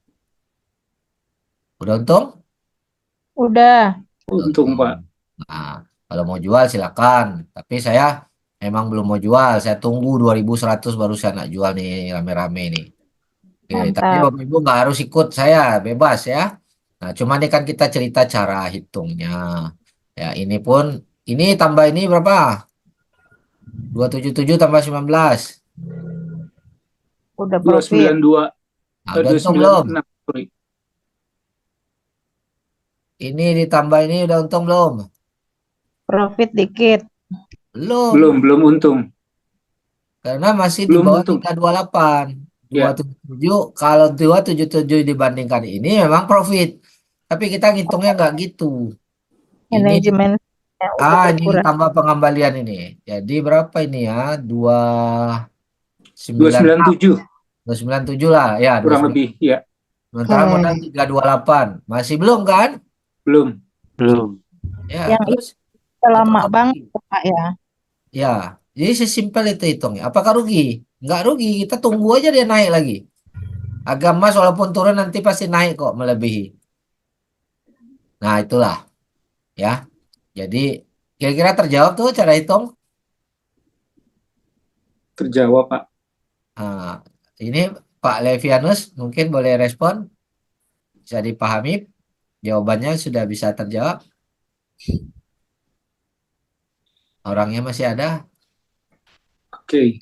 Belum ada respon, lanjut dulu Pak Azrul. Ya, mungkin Pak Levianus sudah ketiduran barangkali Pak. Kita Ya. lanjut aja pertanyaan dari Pak Hamid ya Pak ya. Ya, Pak Hamid dari Medan, dari keterangan penjelasan Bapak tadi, berarti pembeliannya tidak harus konsisten setiap waktu atau bulan. Tapi kalau konsisten, hasilnya jadi lebih maksimal. Benar seperti itu ya Pak? oke. Kita konsisten ada belanja, betul? Tergantung nih, belanja atau penghasilan kan konsisten. Kalau penghasilan kita hanya 1 kali sebulan, maka sebaiknya anjuran, ya, tidak harus tapi anjuran kalau mau punya aset. Kalau penghasilan, setiap ada penghasilan, kalau penghasilannya 1 bulan sekali, maka kita belanja 1 bulan sekali. Kalau penghasilannya per minggu, maka setiap dapat uang belanja GCA dulu. Kalau penghasilannya per hari, nah maka setiap hari boleh GCA. Kan begitu. Karena dari 100.000 pun boleh, dari 30.000 pun boleh. Nah, jadi apakah harus konsisten? Ya, tidak ada paksaan di sini. Ini yang harus dimaklumi, ini masalah pemahaman bahasa. Kita tidak ada paksaan di sini. Kita mau beli boleh, tidak pernah beli pun tidak apa-apa. Ya, di sini sistem tidak memaksa kita. Oh, kalau nggak beli nanti uang Anda hangus. Tidak ada sama sekali paksaan. Tetapi kalau kita mau aset kita terus bertumbuh, tentunya setiap kita dapat uang, daripada kita belanjakan dia langsung hangus, lebih baiklah kita jadikan dia aset dulu. Nah, Bapak Ibu, sering bertanya begini ke saya, Pak, harga emas kan lagi tinggi, Pak. Kalau saya beli harga lagi tinggi, apa nggak rugi? Nah, kurang lebih begitu. Padahal ini saya mau belanja nih.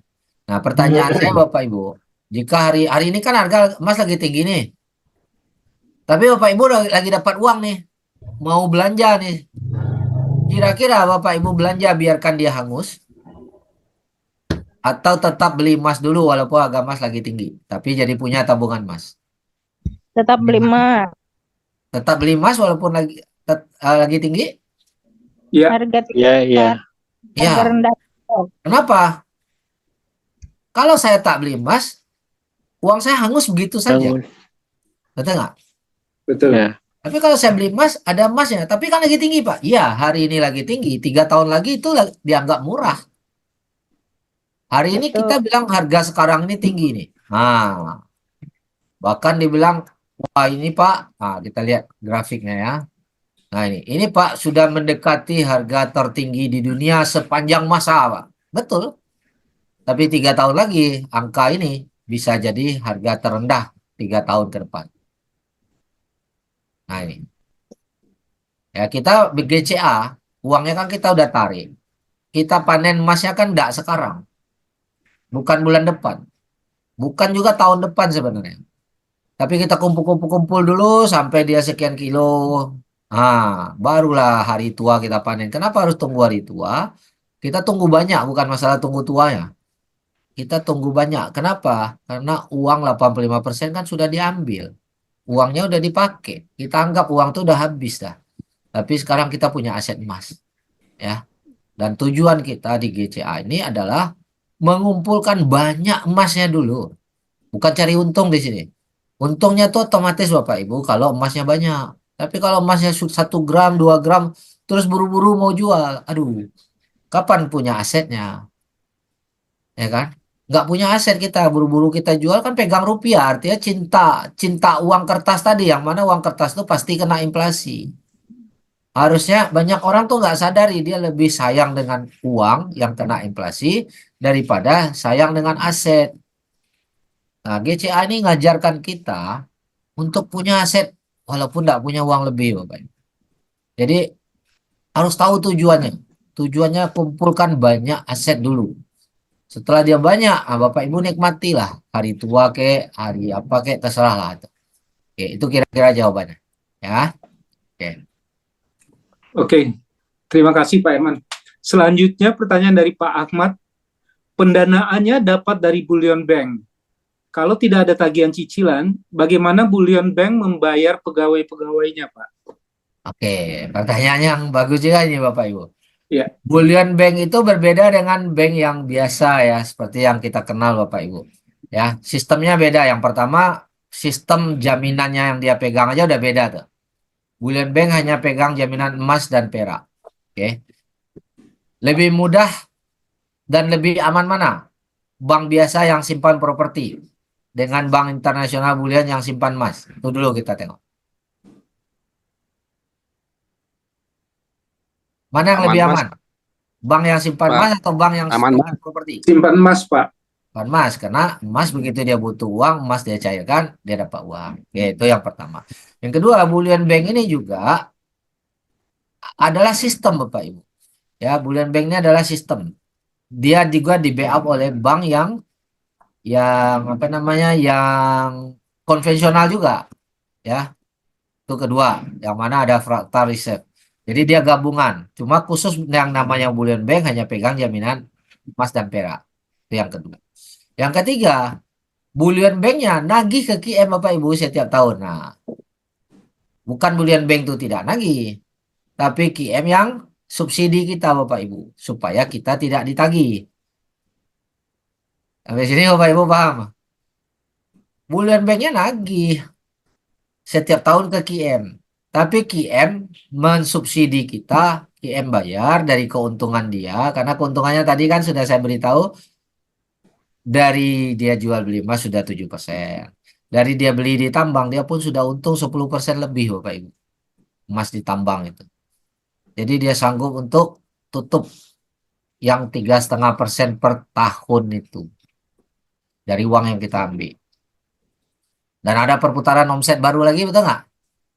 Omset baru lagi, uang masuk lagi nggak buat QM? Uang muter nggak nih? Muter. Apakah satu dunia satu kali beli langsung diam aja terus nggak beli-beli lagi? Nggak kan? Beli terus, Pak. lagi. Ada orang baru terus yang beli sehingga pemasukan tuh ada terus, keuntungan tuh ada terus. Sehingga dia bisa subsidi yang lama pun. Seperti itu Bapak Ibu. Oke. Jadi bullion banknya tetap tagih sebenarnya. Tetapi QM-nya yang punya sistem secara syariah. Bullion banknya tidak syariah Bapak Ibu. Ya, QM-nya yang syariah. Sama, saya ambil contoh. Di Indonesia ada bank syariah, ada pegadaian syariah. Ada. Dia pakai uang Bank Indonesia nggak? Bank sentral kita kan Bank Indonesia. Iya. Bank sentral kita syariah apa tidak? Tidak. Enggak. Nah, sama lah kurang lebih. QM-nya syariah, bullion bank-nya tidak syariah Bapak Ibu. Oke. Jadi bullion bank tetap lagi. Iyalah. Karena bank hidup dari cicilan. Ya kan? Nah itu. Tapi QM-nya syariah. Yes, QM-nya syariah terhadap membernya. Kita nggak bisa nyari syariah murni 100% di dunia ini, nggak ada Bapak Ibu. Bahkan di zaman Nabi aja ada riba. Ya kan? Makanya keluarlah larangan riba. Karena ada riba. Kalau nggak ada riba, nggak akan ada larangan riba kan gitu. Jadi di dunia ini kalau kita bermimpi nyari yang tidak ada riba itu tidak ada. Termasuk bank yang namanya syariah, pegadaian syariah atau apapun yang ya kan? Ya. Jadi kita harus paham. Oke, lanjut. Mudah-mudahan terjawab dulu. Lanjut Pak Azrul. Oke, Pak Herman. Di luar sana tuh kadang selanjutnya kita banyak nyari yang syariah murni, nggak akan ada Bapak Ibu. Orang dia campur kok. Ya, oke lanjut. Oke. Selanjutnya teman-teman yang ada pertanyaan bisa langsung open mic. Silakan yang mau bertanya. Ya, Pak Rian, silakan. Ya. Mohon diluruskan aja Pak, perihal istilah uang tunai 85% yang kita ambil dari GCA. Itu ada beberapa perbedaan istilah. Jadi supaya maksud saya gini, ada yang mengatakan 85% ini adalah cashback, ada juga yang mengatakan ini adalah pinjaman, ada juga yang mengatakan ini adalah bantuan tunai. Nah, sebenarnya perbedaan istilah ini kan beda makna juga ya Pak, dan itu kadang membingungkan nasabah juga sih Pak gitu. Maksud saya, ya mohon diluruskan supaya kita sebagai mitra itu satu template gitu Pak. Gitu aja sih. Ya, setiap orang punya pemahaman yang berbeda-beda. Pada saat kita bilang bantuan tunai, dia tidak paham. Dia lebih senang disebut pinjaman. Kalau pinjaman dia paham. Tapi pinjaman yang tidak ditagih cicilan. Nah, kita harus lengkapi. Ada juga yang tidak ngerti. Dia lebih ngerti, ini hutang dong, dia bilang. Jadi ini hanya bahasa, setiap orang punya bahasa itu berbeda.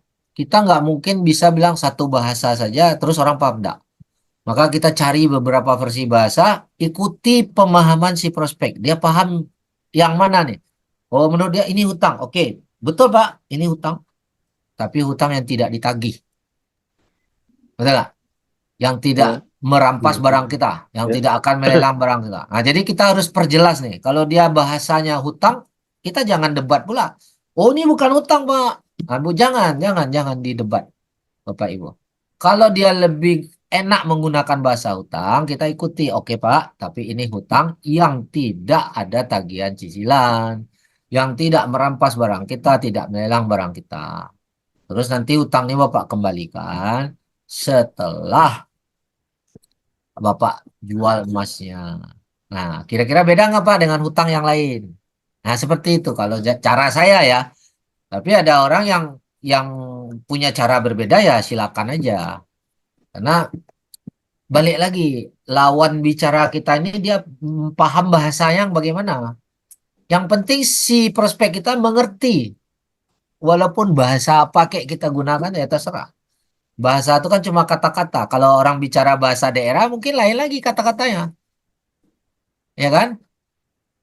Beda Iya, negara betul. Indonesia apalagi bahasa daerahnya ada ribuan. Pasti nggak sama bahasanya. Jadi jangan terpaku pada harus standarkan satu kalimat nih. Belum tentu orang paham Pak Ibu. Ada orang yang mau menggunakan istilah-istilah Islamik.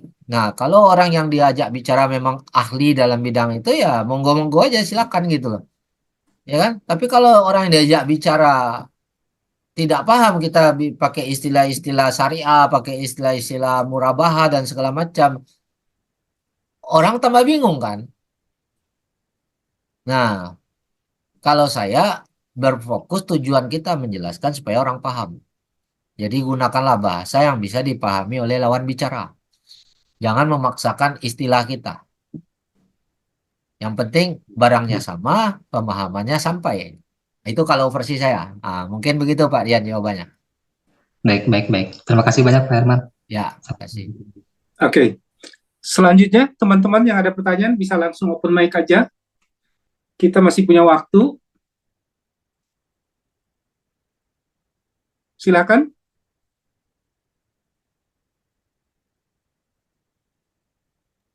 Ya, Ada yang mau bertanya? Ya, 2 pertanyaan lagi mungkin. Ya. Kalau nggak ada kita boleh tutup. Nggak harus 2 jam juga sih. Oke. Ya, karena kita kan udah fokus pada satu topik kan. Iya. Nah, tapi yang mau gunakan waktu lebih untuk bertanya lebih banyak, silakan aja. Nah, Ayo teman-teman, jangan malu-malu untuk bertanya. Malu bertanya nanti sesat di jalan loh. Oke, saya bertanya Pak.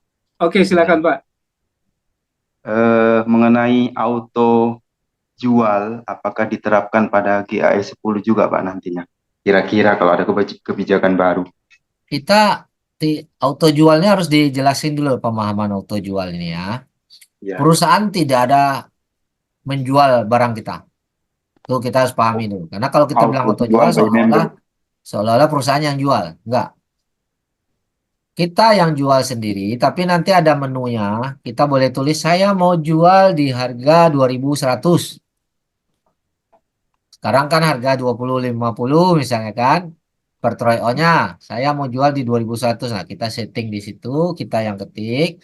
Sehingga begitu harga dunia mencapai itu, maka sistem otomatis jualkan. Nah, sistem otomatis ini uangnya akan langsung terkumpul di float account. Nah, Bapak Ibu, nah ini sekedar saran. Kalau saya pribadi, saya lebih senang taruh uang GAE tadi di float account. Kenapa? Karena kita mau beli balik saat agak turun. Ya, nanti di presentasi GAE kita akan kupas lah lebih jauh. Ya. Nah, saya tak mau pegang rupiah. Kenapa? Nilai rupiah itu makin lama makin turun terhadap dolar, Bapak Ibu. Ya, Pak Ibu kalau cek di Google tahun 98 tuh dari 2.500 jadi 17.000, ya kan? Itu banyak orang kaya mendadak dan banyak juga yang miskin mendadak itu gara-gara itu. Nah, jadi saya pribadi lebih senang pegang dalam bentuk dolar karena apa? Karena saya mau putar-putar lagi. Nah, tapi yang senang dalam bentuk rupiah ya silakan aja, nggak ada masalah. Nah, jadi sistem auto tadi itu adalah kita yang setting autonya. Auto ngikutin perintah kita, bukan perusahaan yang auto kan. Nah, itu. Kira-kira gitu pemahamannya Pak Putih. Mungkin kalau belum terjawab boleh respon. Lagi Pak, Nah, apakah setelah disetting perintah auto jual itu, walaupun kita nggak ada jaringan, nggak apa-apa juga Pak ya? Maksudnya tetap nggak apa-apa. proses itu. Internet kita lagi padam maksudnya kan? Ya, yang saya punya sendiri, bukan punya orang Ya, lain. akun internet kita lagi padam nih. Atau Ya. atau memang lagi rusak atau memang kita belum beli paket data, tetap Ya, terjual. betul. Tetap terjual karena sistem itu sudah kita setting, itu kan tersimpannya bukan di handphone kita, Betul Pak. tersimpannya di servernya perusahaan. Jadi walaupun kita lagi tidur, HP kita lagi matiin, begitu harga itu tercapai dia akan terjual karena tersimpan perintah itu di servernya perusahaan, bukan di handphone kita. Paham Pak Putih? Ya, paham Pak. Bagus juga ini fitur auto jual itu Pak, soalnya supaya Ya. nggak jaga lilin Pak. Iya, banyak tuh yang sekarang harga naik nih, tapi mau jual nih masih nanggung kayak masih mau naik, tapi saya udah ngantuk nih, kan jadi gitu serba salah kan? Itu dia Pak. Akhirnya Mantap juga itu. akhirnya diplototin sampai subuh. Itu mah Ngantuk lagi Pak. bukan begitu cara cara berbisnis di sini, bukan begitu cara cari untung. Kalau udah begitu tuh namanya bukan cari untung, cari penyakit. Ya, untung yang ditunggu 1 juta tapi dia begadang, itu cari penyakit namanya. Ya, biarin aja lah. Saya udah pernah kasih training, beli jangan buru-buru, jual juga jangan buru-buru. Bawa tidur aja, tunggu aja besok subuh baru kita analisa. Ya, pergantian harga itu kan subuh ya. Nah, pergantian candle tuh, waktu itulah kita analisa. Oh, nih kayaknya masih mau naik. Oh, nih kayaknya udah mau turun, dah saya jual. Begitu. Harga lagi bergerak nih biarkan saja Bapak Ibu. Ya, kalau saya nggak mau tungguin. Kan Oke, lanjut. kita Pak, dalam analisa Ya, seperti tempo hari yang naik sekali itu nggak pernah naik di situ lagi. itu Saya pernah lihat itu itu. dalam 10 tahun mungkin sekali doang yang kayak gitu. Boleh cek, jangan boleh cek history lah ya. Boleh cek history di trading Iya view. Pak. Terima kasih Pak. Ya. Jadi jangan yang gara-gara kejadian 1 kali 10 tahun kita gara-gara itu kita begadang. Biarin aja, hanya kita molor waktu 2 bulan lagi balik lagi kok ke situ. Nih kan hari ini udah mulai mendekati itu harga itu balik. Kalau 2 bulan lalu nggak sempat kita jual ya mungkin bulan besok atau minggu besok kita udah boleh jual balik. Amin. Ya, oke. Oke Pak. Ya, lanjut. Oke, Pak Herman, sebelum kita tutup acara, barangkali saya punya satu pertanyaan, Pak. Ya, Untuk training besok dengan Pak William, kira-kira ada bocoran nggak, Pak? Ada berita bagus nggak, Pak? belum Khususnya tahu. tentang Bapepti. Insya Allah mungkin ada ya. Saya baru pulang tadi Pak dari Malaysia. Saya ketemu Datuk Lim, datang ke kantornya. Kami ada meeting juga di situ sebentar sama Puan Eda juga. Datuk Lim bilang dia udah ditelepon oleh Pak William, siap-siap untuk ke Indonesia untuk serah terima. Oke. Cuman tanggalnya belum dikasih tahu. Oh gitu. Oke. Tanggalnya masih tunggu si Bapepti ini. Pak William pun belum bisa kasih tanggal. Nah, cuman dia sudah kasih tahu saya akan terbang ke Indonesia untuk serah terima. Karena serah terima itu harus langsung ke Datuk Lim, bukan ke Pak William. Oke. Itu cuma kita Ya. masih tunggu tanggal. Mudah-mudahan mana tahu hari Minggu kita dapat tanggal ya, alhamdulillah. Kita tunggulah Pak William besok. Oke, baik. Terima kasih banyak, Pak. Ya, Oke, teman-teman, terima kasih semua untuk kehadirannya, untuk pertanyaan-pertanyaannya. Terima kasih banyak khususnya untuk Pak Herman yang sudah mencerahkan kita lagi pada malam ini. Mudah-mudahan ilmu yang kita dapat ini bisa kita pakai untuk lebih produktif lagi. Oke, teman-teman, sampai ketemu di acara training besok malam. Ya. Terima kasih Hari banyak Minggu, Pak Pak, Herman. hari Minggu. Ya, Hari Minggu. sama-sama. Oh iya, Sekarang kan Jumat. hari lagi, sorry, Ya, bukan besok ya. malam. Hari Minggu. Ya. Terima kasih banyak Pak Herman. Oke, Assalamualaikum terima kasih warahmatullahi Pak Arso, wabarakatuh. terima kasih semua. Sampai jumpa. Assalamualaikum Waalaikumsalam warahmatullahi wabarakatuh. warahmatullahi wabarakatuh. Waalaikumsalam Terima warahmatullahi kasih Pak Herman, terima kasih Pak Terima Asri. Terima kasih Pak Terima Herman kasih banyak semuanya. semua teman-teman.